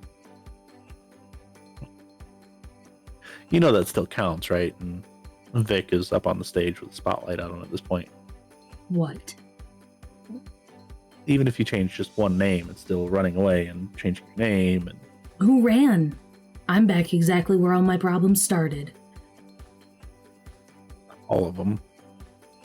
Well, The worst ones, yes. the ones I remember. Yeah. It's crappy that Gregor did that to you. Nobody should be objected to the mind wipe. No, they shouldn't. And Shiloh, same goes for you. Darian did it just to a lesser extent with you. That's why you don't remember some things. Steven, you did it yourself, man. Ain't no two ways about that. Well, And Dessi, all that stuff you took, it's messed with some of your memories. yeah, okay. And Dessi, at least they didn't mess with your mind, they just messed with your physical self. They did a good job, but I don't think they need to mess with it too much. Well, I guess they did mess with your mind. It's kind of made you non-trusting, hadn't it? And ultimately, that's all we have with each other's trust.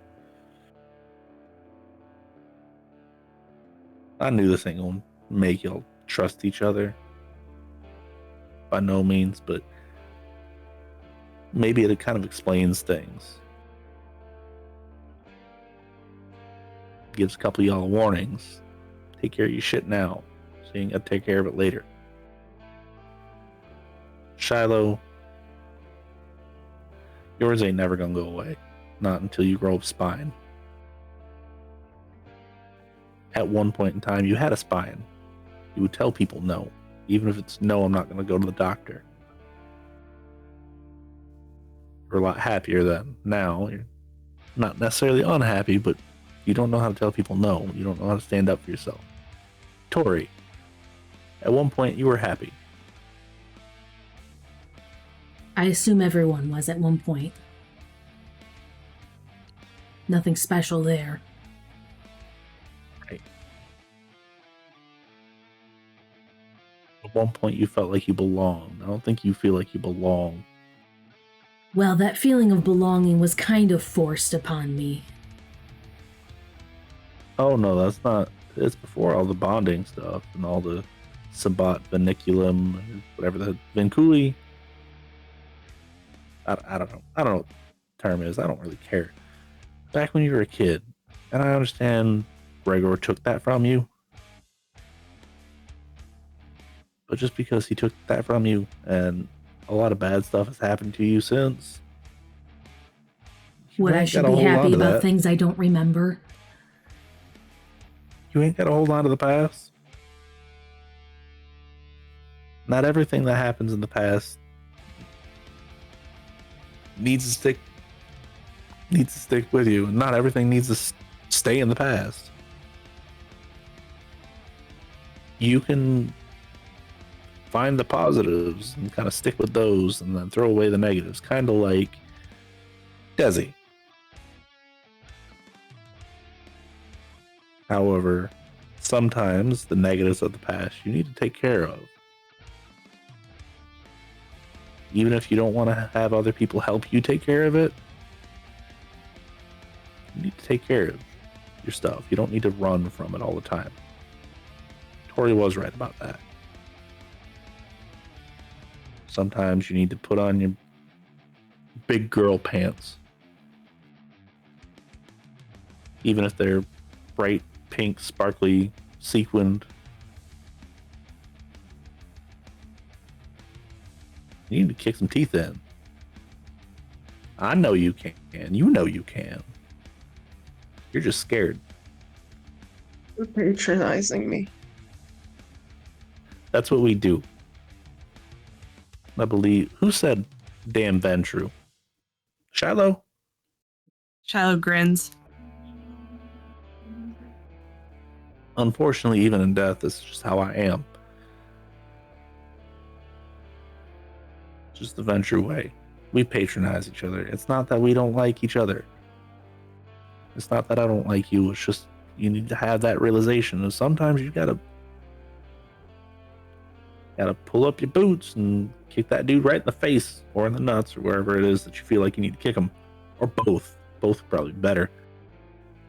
And handle it. And then you don't have to worry about it. You don't have to be scared. And even if you don't ask for help, if you stay close enough to them, They might help you anyway. Trust me, I've seen it. Because there was a point in time where Tory absolutely hated Steven. Didn't want nothing to do with him. And now, short of Steven walking into fire, I'm pretty sure if Steven got into a bad spot, Tory would still be reluctant, but would help Steven.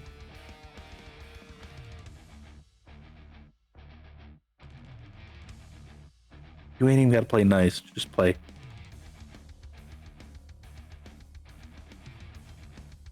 And then Steven, you still got those credit cards on you, don't you? Yeah, I forget about them. I'd be careful using them. You ever figure out where that money come from? My Sawyer had something to do with it. You wouldn't be wrong.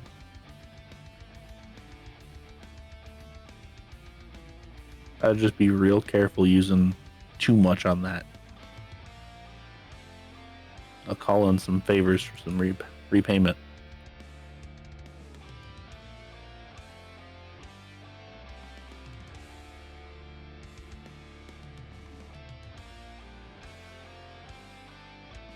So ultimately what I'm meaning to say is grow a backbone, stop being so bitter. Handle your stuff when it comes up.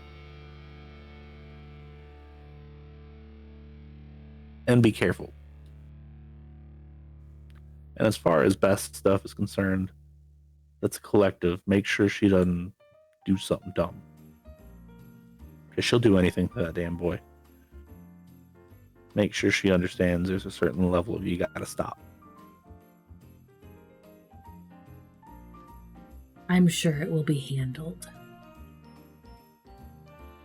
I'm not saying kill her. Just don't kill her. Make sure she doesn't do some dumb shit like that. I might have to deal with the repercussions. Well, ultimately, I like at least two of y'all. A third one I could probably like, and Tory I respect. I don't like you, but I don't respect expect you. anyone to. Thanks. And I would hate to see something bad happen to y'all. Have to deal with something bad. Make sure that gets handled. Trust people. Trust each other.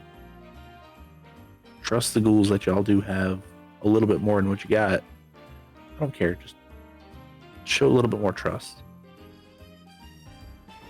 Handle your stuff. Learn how to say no. Or yes, in some people's cases. And just you'll be fine. Like, just do what you gotta do.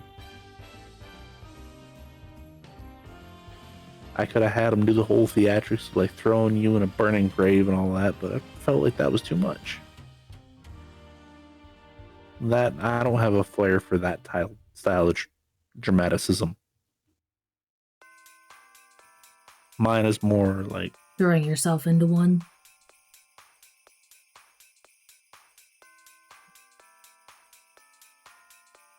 I guess now it would be if it was the choice between you or Samal.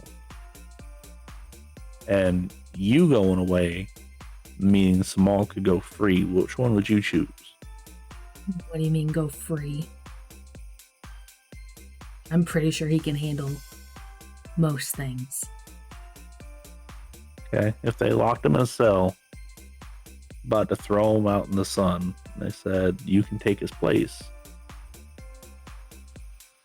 Or you could take his place and Cam's place, and Blitz's place, and Winfield's place.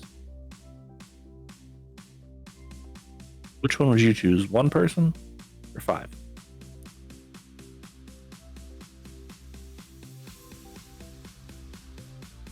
Even you sees the value of letting the five live. I'm pretty sure. There's a logic somewhere up there. And I know that shit controls you heavily.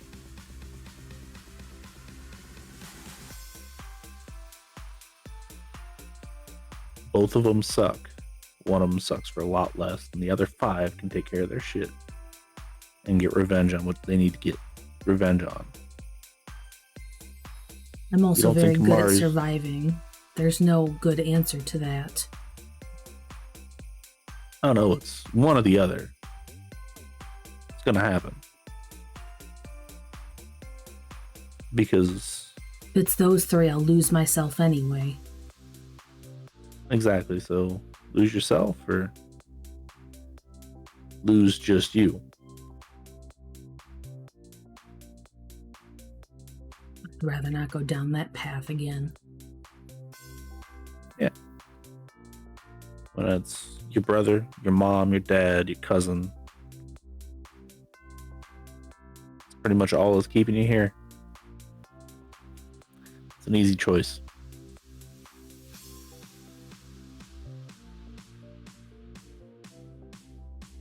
Find the positives. Don't dwell on the negatives, okay? Anyway, y'all got a business meeting to go to, and that dude's been hallucinating the entire time. So I'm gonna let y'all go. Hopefully he'll come back to it before he crashes into a light pole or something. Huh? Yeah, this entire thing's been just kind of a hallucination. It's more so for you, but you should probably spread the message around when you come back too. Probably should remember, maybe don't drive too much anymore. If that's the case.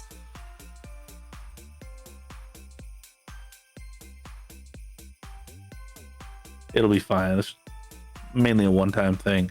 Anyway, I apologize. Y'all 3 ain't gonna remember this. Steven, I know you will. A lot of it holds true, though. And the light goes off, and it's pitch black. Then Steven comes back to of Tory yanking the wheel away from Steven, almost hitting a car. Damn it, Steven! Sorry. You need someone else to drive? You have went less than a block.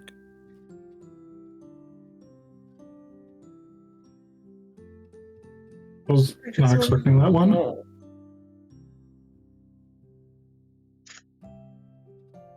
You need me to drive? Probably good deal. Yeah, pull over. Full side.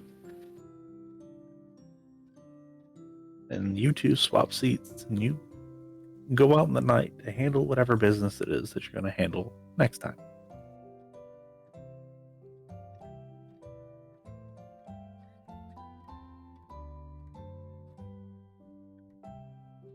So, some announcements.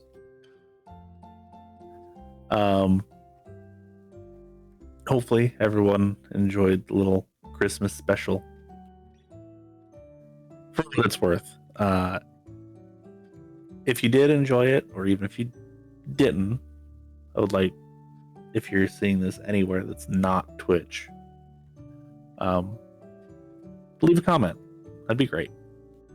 If you liked it, you should like us and subscribe to us, and then check out our link tree that has all of our socials, and go to all of those and like follow those, because that'd be great. And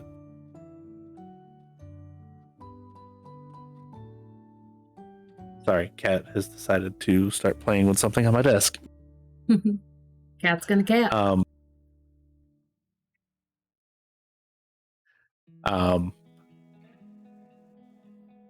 But yeah, like and subscribe all of the places that we have linked that you can do that.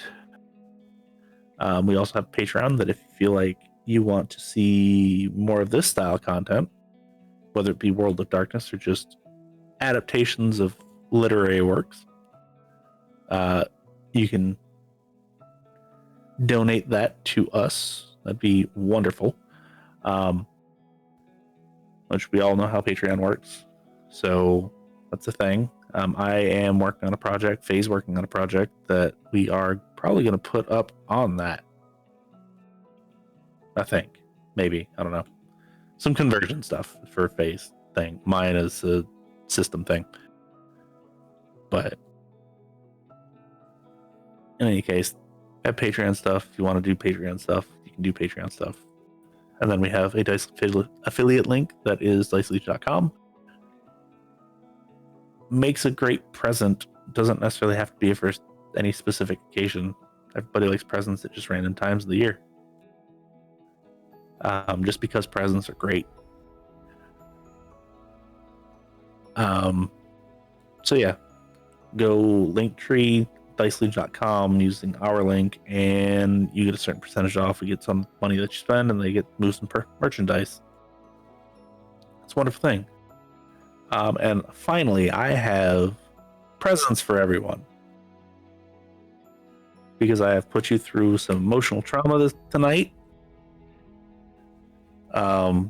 So what I like to do at the end of every chapter, if I haven't said it on stream before, is I like to give out some bonus experience, depending on exactly what is going on in each chapter. Some have been more, some have been less. This one's probably going to be one on the lower side, but I have extra stuff on top of it.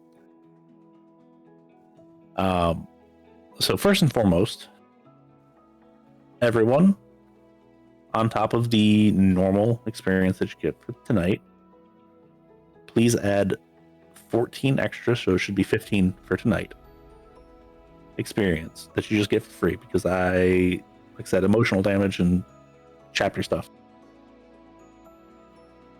Most of that's emotional damage. Also, there have been some conversion stuff that I wanted to talk about.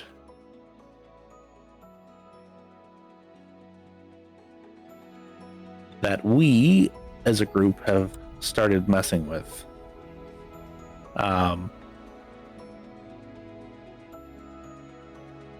First and foremost, for Tory, I'm giving Tory a flaw. Ooh, what flaw? Where is the things that you put on there? I've closed some of them. They're all on the Trello board. Some are in the actual merits, some are still in works in progress. Okay, I believe it is Shards of the Past. Soul Shard. Soul Shard, that's the one. I know it had something to do with Shard. I couldn't remember exactly what it is. You effectively, when you have lots of issues, now have a hard time regaining health, correct? No, it was when you're into the aggravated health track, you can no longer spend willpower because you're internally battling the shards and slivers of the previous souls that you have diablerized. That is the one.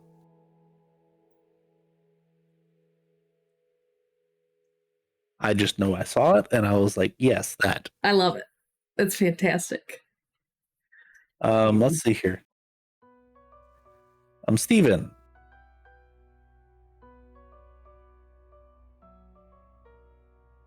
Where is it? Where is it? You also get a flaw. However, yours specifically deals with dementation. Pretty sure it's is under that one moved over? Yeah, that one actually was finished. Okay. That one is... Which one is it? I can't remember which one that is. Infectious Madness, I believe. Yes, Infectious Madness. So your blight transmits the madness in your mind. Or his blood. Or your blood. Whenever you feed, the power of the kiss holds them in place as normal, but there's a chance the madness leaks into them. If you give your blood to someone or are fed on, it can also temporarily transfer that way as well. This can cause problems with creating ghouls, specifically Leo. Basically, there's a chance that they have to deal with a derangement when they either get fed on or given blood. So that's fun.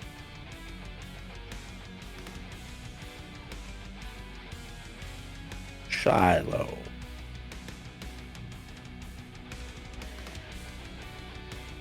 You both get... The main one that I wanted to deal with was the one about, I don't know, Vow of Peace, I believe. Which is actually a merit, I believe. No, Nope, it's a flaw. Okay, so it is a flaw. Basically, you have a hard time actually hurting things.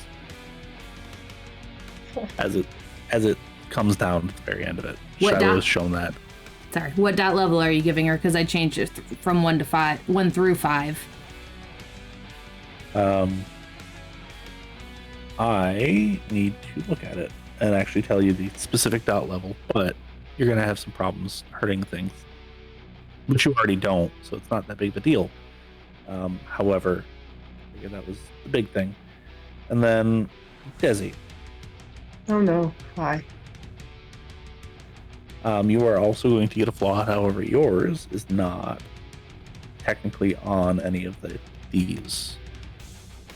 It is something that I will give everyone the actual verbiage to, but basically it comes to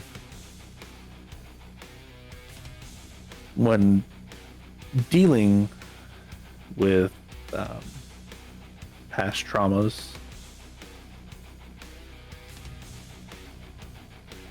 you have to, when you spend willpower, you spend double the willpower.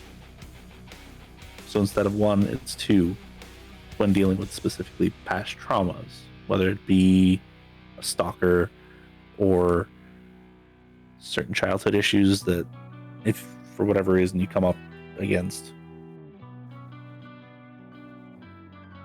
I don't know, having to flee something because, oh god, I might get caught.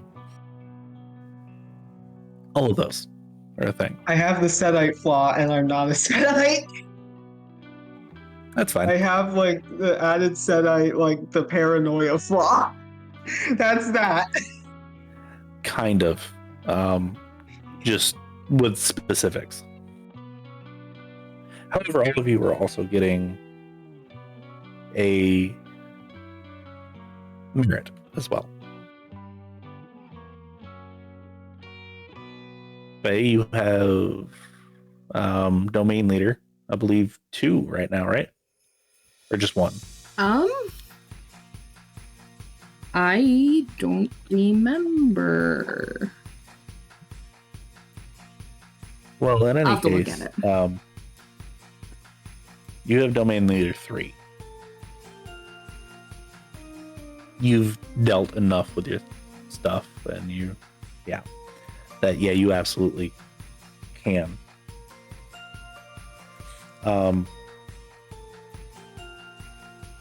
Shiloh.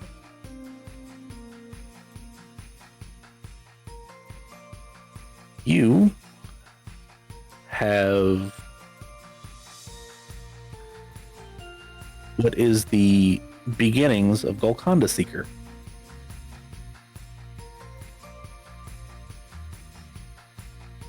Which is absolutely a thing that we have.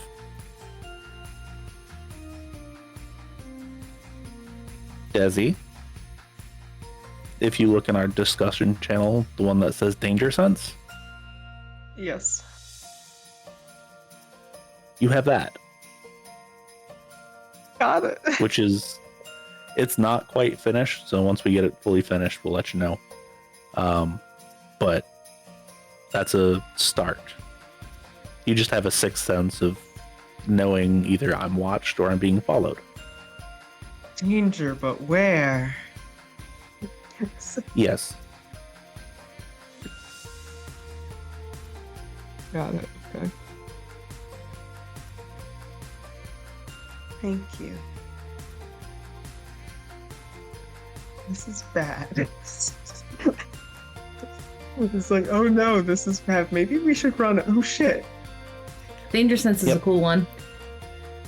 It is. And then Steven. Steven's kind of big. Kind of looks strong. Got the bald head going on. Right. Yep. Kind of looks like a decent bruiser. Steven has the bruiser. Merit. Once we get that fully finished, we'll nail that down. But basically, you get extra dice to an intimidate roll, which I believe you already have intimidate, right? Yes. Okay, so yeah, you just get extra dice to that. So, happy holidays. I hope you enjoyed your presents. It's good and bad.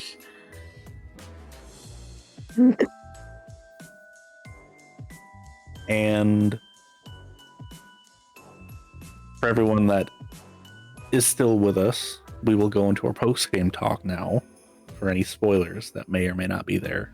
This, I felt like, was proper to be part of our mainstream.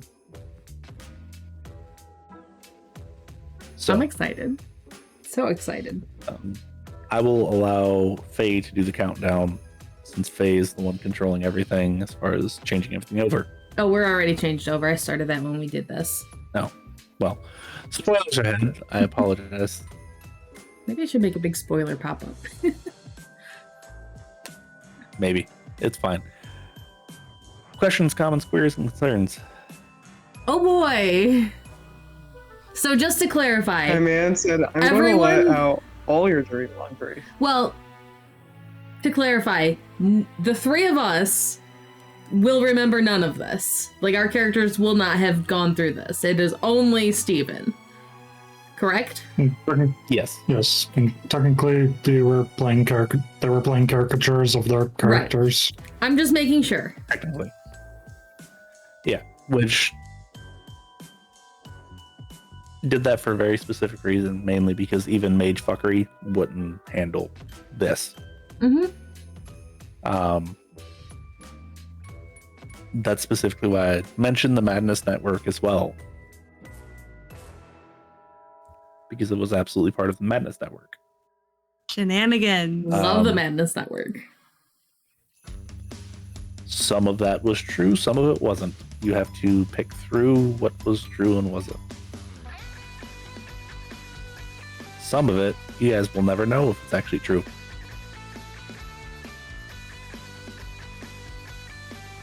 I have questions, but they'll go in the private chat. Okay.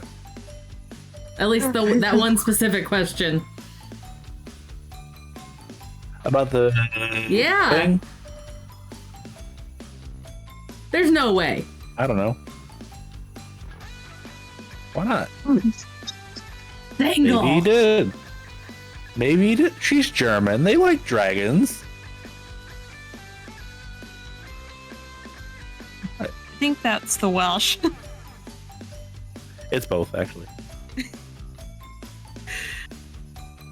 It's like, yes. That'd be a hell of a thing, wouldn't it? Oh my god.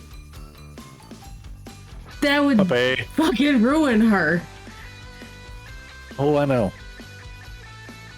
I can Pupper. tell you there was something in Tory's that wasn't 100% truthful. Yeah, the siblings, because you missed one. Oh yeah, the siblings, but whatever. Beyond that,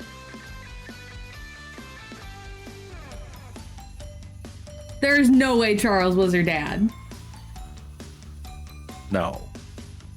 Definitely not Charles.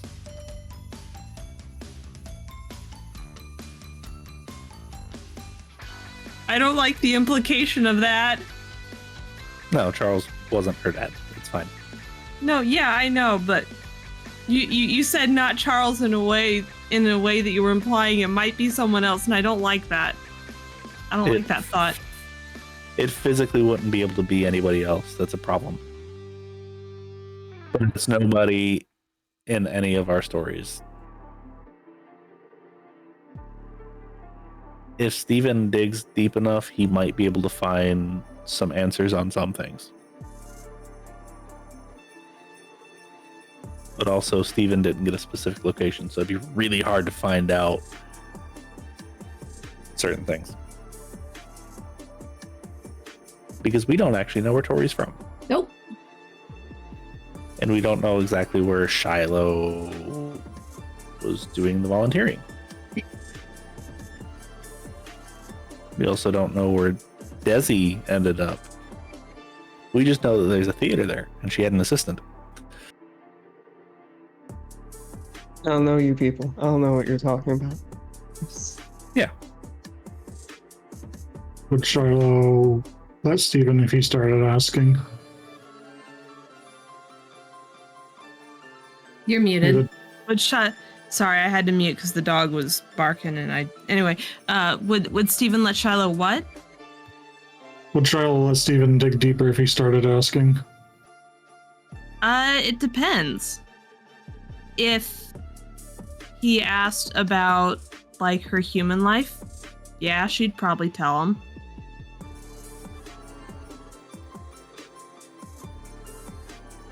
Or probably remembers nothing from her human life, so... She doesn't remember much, but she did a little digging of her own. Yeah. I mean, she knows what city she was born into.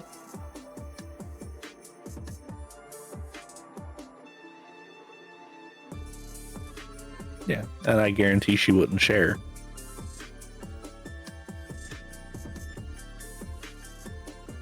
How'd you like the pack Fallout?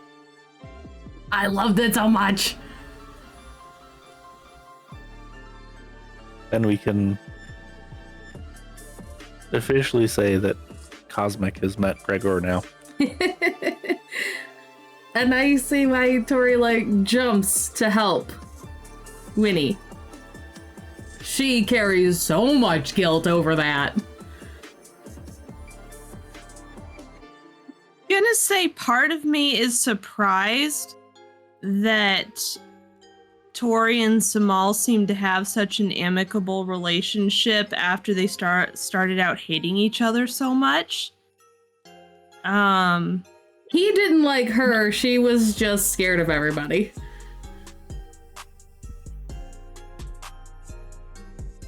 And the reason why Samal didn't really like her is because the Vinculi, or the what's it called?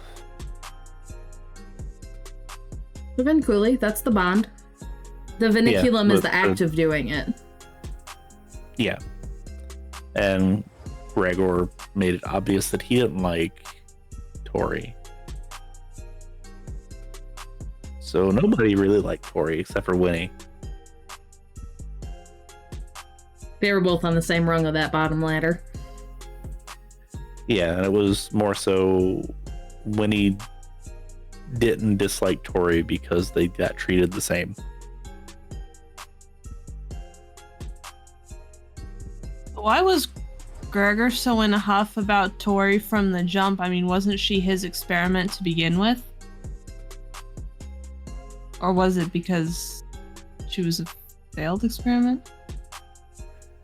Well, it was more so she took a specific page from a specific book that he was entrusted to keep safe.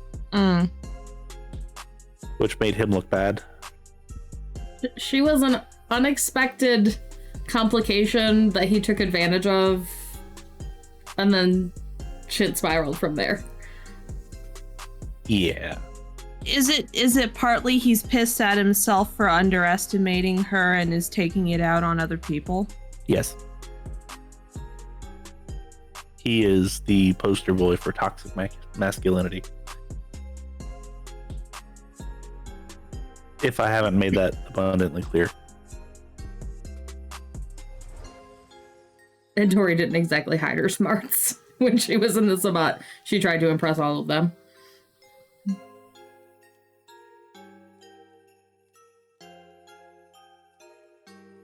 Yeah.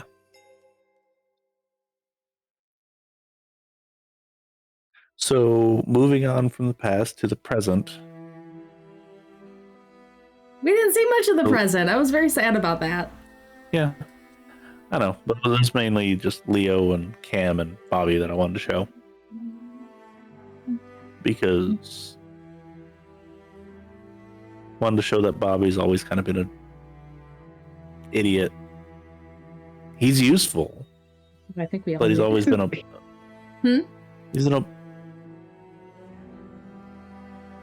He's just an oblivious idiot. And it's fine, but apparently Cam knew a whole lot more than he's letting on. I'm surprised, but he's also Beth's touchstone, so. Cam? Best touchstone. No, best touchstone. Yes, best. Yeah, he's he would be good to embrace if they were gonna embrace someone. Hell yeah. However, he would be good to embrace in just a couple clans. Yeah, Tory's never gonna embrace anyone unless forced into it. For some reason or another. He wouldn't be a good gangrel. Fuck no. I can see him being a Wouldn't good be. Ventru. Yep. Good Zamitzi. Very good Zamitzi. I could see Bruja, but I think the anger thing would be a problem. He'd make a good Bruja. Or a good La Sombra. Ooh, I would worry about him getting La Sombra. Why? I feel like he has a tenuous grasp on how much he cares about people already. You mean that particular human already has Humanity 5? Yeah. You're not wrong. Some people he sees as expendable. Yeah, we know that. He got a whole biker gang wiped out because he offered him to Tory. And they messed up by not listening to her. And it was just kind of brushed under the rug, like, oh well, they're gone now. He didn't care. Nope. Speaking of Sumetsi and present things, if we had gotten to Cyril, what would we have seen? I don't know.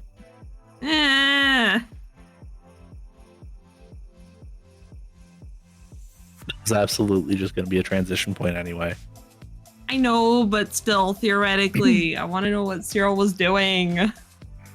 So at that point in time, he was still in nobody's good graces. So use your imagination.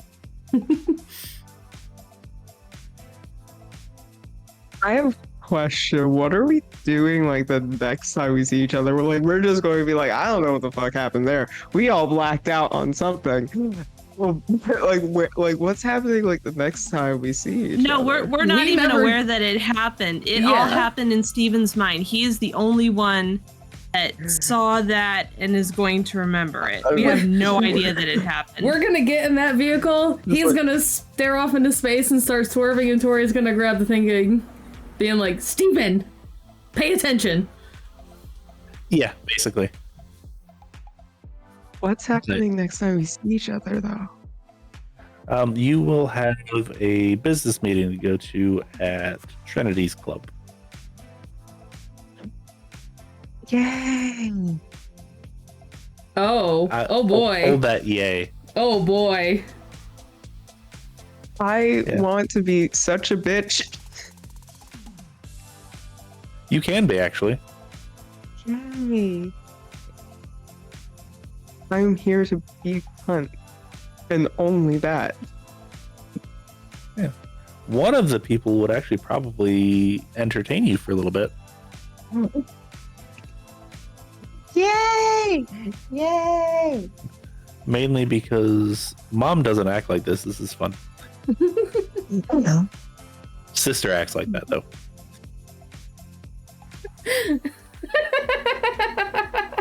Does that give any hints as to who you guys are going to be meeting? Yep. Yes, it does. How afraid should I be? Wait, what? I'm blanking. I think I know who. Well, then, would you like to share with the group?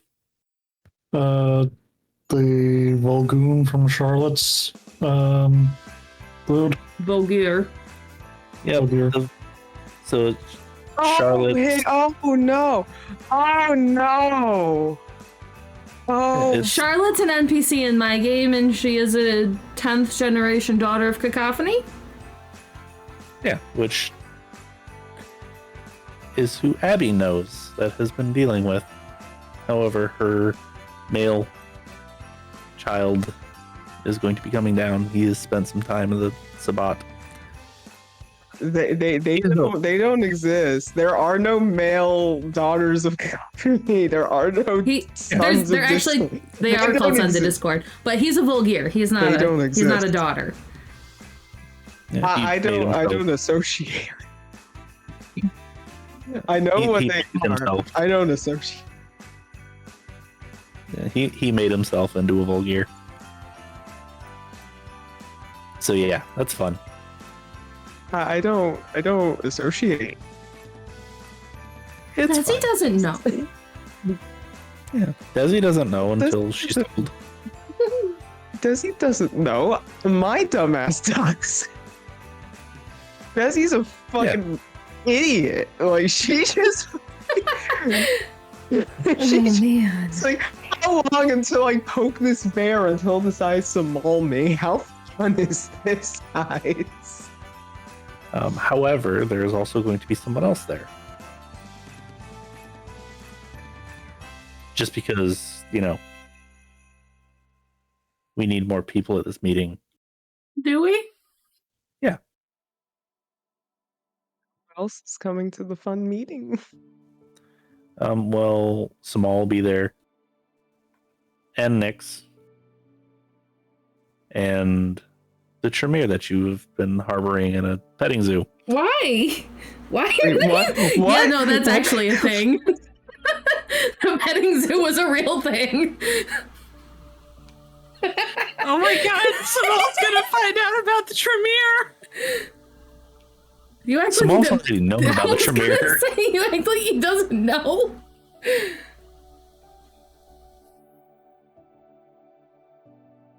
But yeah, no, Okay, it's then. everything will be fine. You say that, but You guys every should be time proud Samal of shows Tory. up in She a game, didn't eat nothing the is fine. Tremere. It's also totally not like Samal's probably up for hunger right now. I Yeah, feel someone's gonna be a this is gonna be- problem. This will be the day that he wakes up, like officially. So he would have already eaten. He hungry. I feel like Yeah. this is going to be a bit messy. Of course. Yes, it is. But it'll be fine. Let me look at my sheet again. Let me look at my sheet again. What the fuck is on my sheet?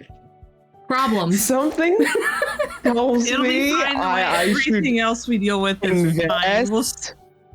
Invest in what? How many episodes was I in before this one? I'm trying to like make sure my insurance policy is okay. 4. I believe it was 4. Okay, so that would be like 19 XP in total. 15 Yes. from Yeah. today, then plus 4, yeah. Yeah, that sounds about right. Okay. I'm about to look into my insurance policy. I know one thing I'm That's okay. buying, and then I need to figure out what to do with the rest of it. I probably should save it, but it's tempting to get stuff.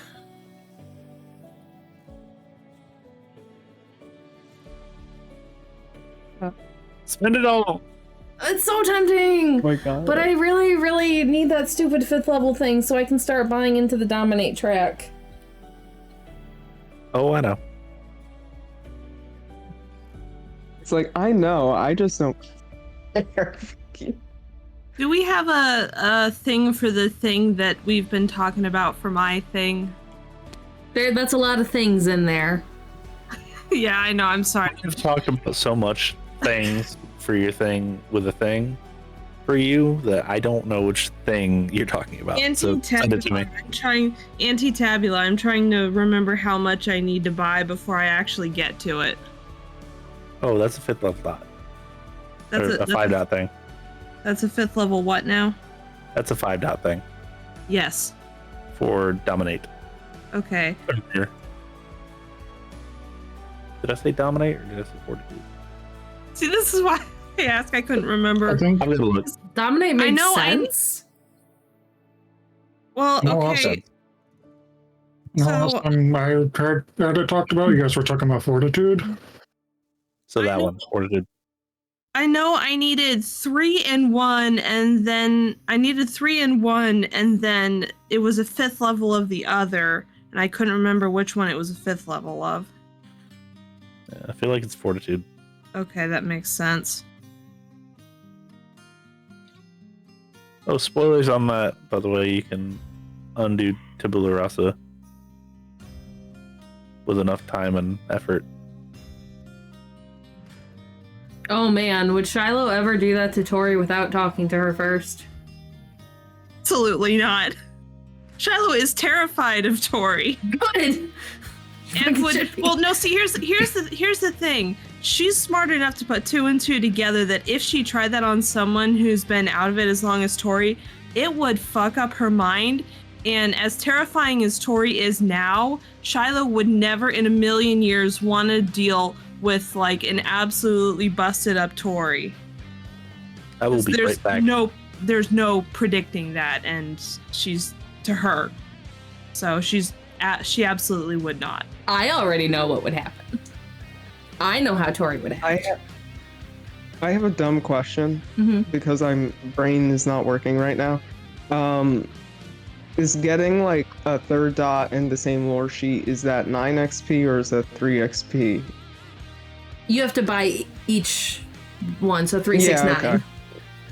Yeah, okay, that's what I thought. Okay. Yeah, that's why I've been trying to get to 12, because I'm buying a fourth dot in the lore sheet. And tonight was the night I hit 12 before the bonus experience. Bruh. It doesn't immediately help me, but it'll bring changes once I finally get enough goddamn experience. I am off to the Trello board. I need to figure out which level 3 fortitude I need to slap on Shiloh. There's some okay ones. Fortitude isn't a fantastic track. No. But I've already got 3 Actually, 3 dominate, so Defy Bane might be a good one for Shiloh. I was flipping a coin between Defy Bane and Seal the Beast's Maw. That actually fits really, really well for Shy. Yeah, because I mean, like, her Bane technically isn't really that bad. If anything, it's not. It's empathy, and you start bleeding from your eyeball, but well, yeah, but we it hasn't caused it hasn't come up enough problem. No, you're lucky because Tory keeps herself pretty fed. Yeah. Pretty well fed, rolling around with a salubri. But yeah, no, Seal the Beast Maw would fit so well, especially with your new Golconda Seeker merit. Yeah, that's kind of what I was leaning towards, but I wanted to get in on the Trello board and look it up and make sure I... Yeah. Yeah, there's only 3. Like, Fortify the Inner Facade would fit too, but... 8... 2... Here we go. Hi, Mers. I'm debating between going straight to like Presence 3 or like splitting my shit up.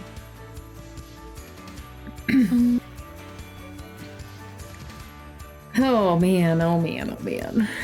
So, I'm definitely buying them 1 merit, and then I need to decide what to do with the rest. All right. Any other questions for me? Since animals are, yeah.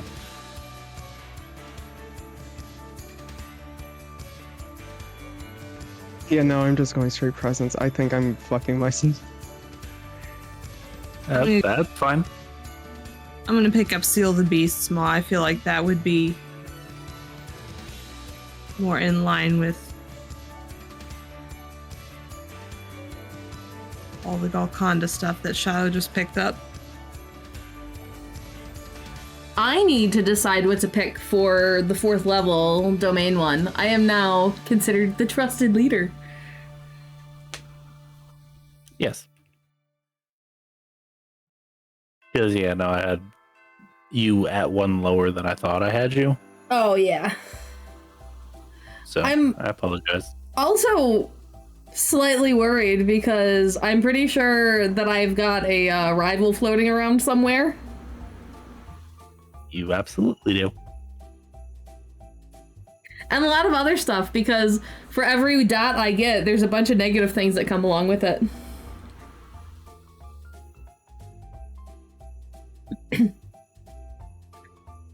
Do I get status and 1 dot of status and domain, 1 dot of resources, city secrets, or a kindred contact?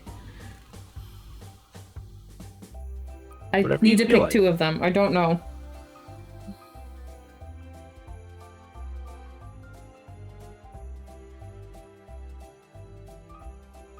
Okay, yeah.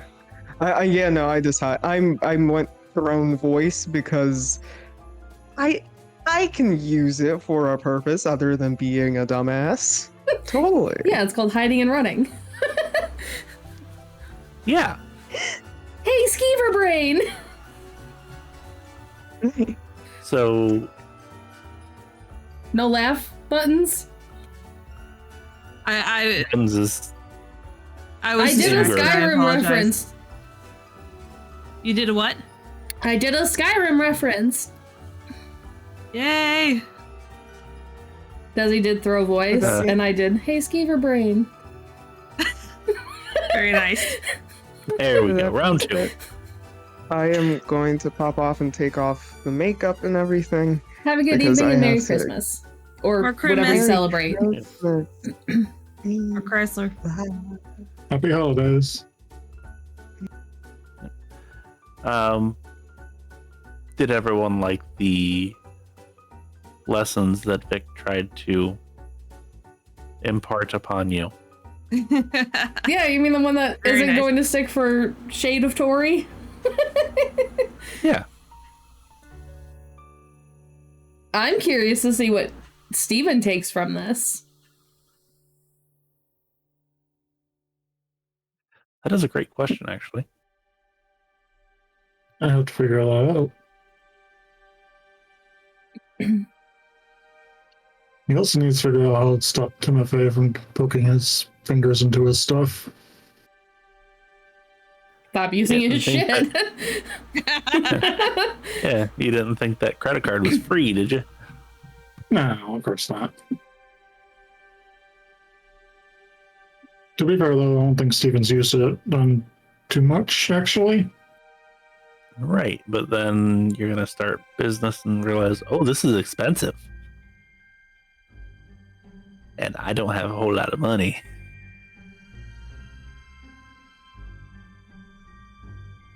So yeah, that'll be a thing. At least I gave you a heads up beforehand.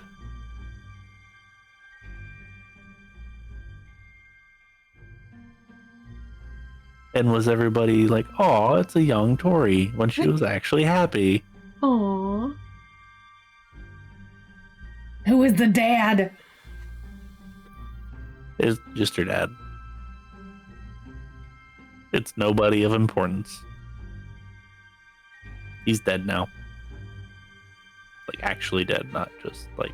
I'm really wondering if the locket was like mixing in with things or if it was actually something.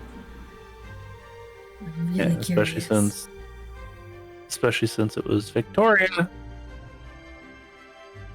and Tory. Yeah, it changed. And you're my favorite. What parent says that to their kid? Well, parent says that to their middle kid. Yeah, exactly. However, also, I can also see that the parents saying that to their middle kid, so their middle kid doesn't feel so bad. Oh yeah.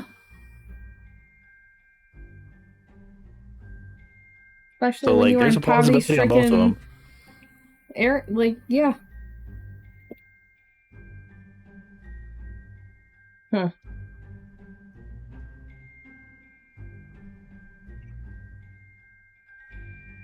Also, absolutely, Tory's bedroom was a converted pantry. Aw. Very small, however, fit.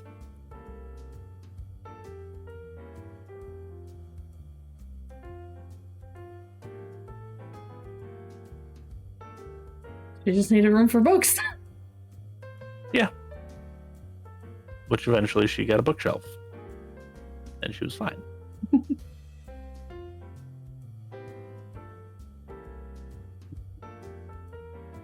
So Oh, yeah, man. I hope everybody enjoyed that, because It was a blast. Playing Yep. Angry Tory again was fun. Not that she isn't angry, but it's a different level of anger than she used to be. Mm-hmm. excessively angry Tory.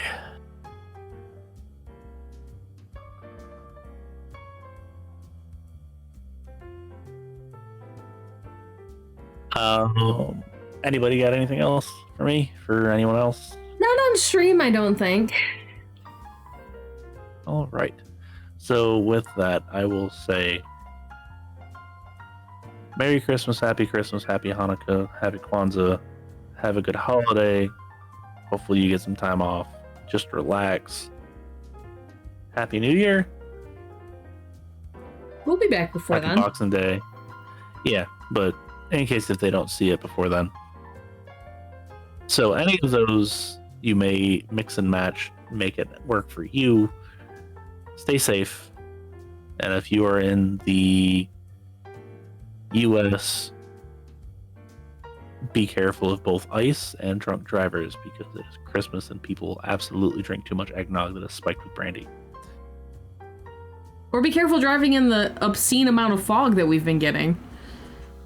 Yes. Just be careful traveling regardless, but yeah. So have a good night. Have a good one, guys. Stay safe.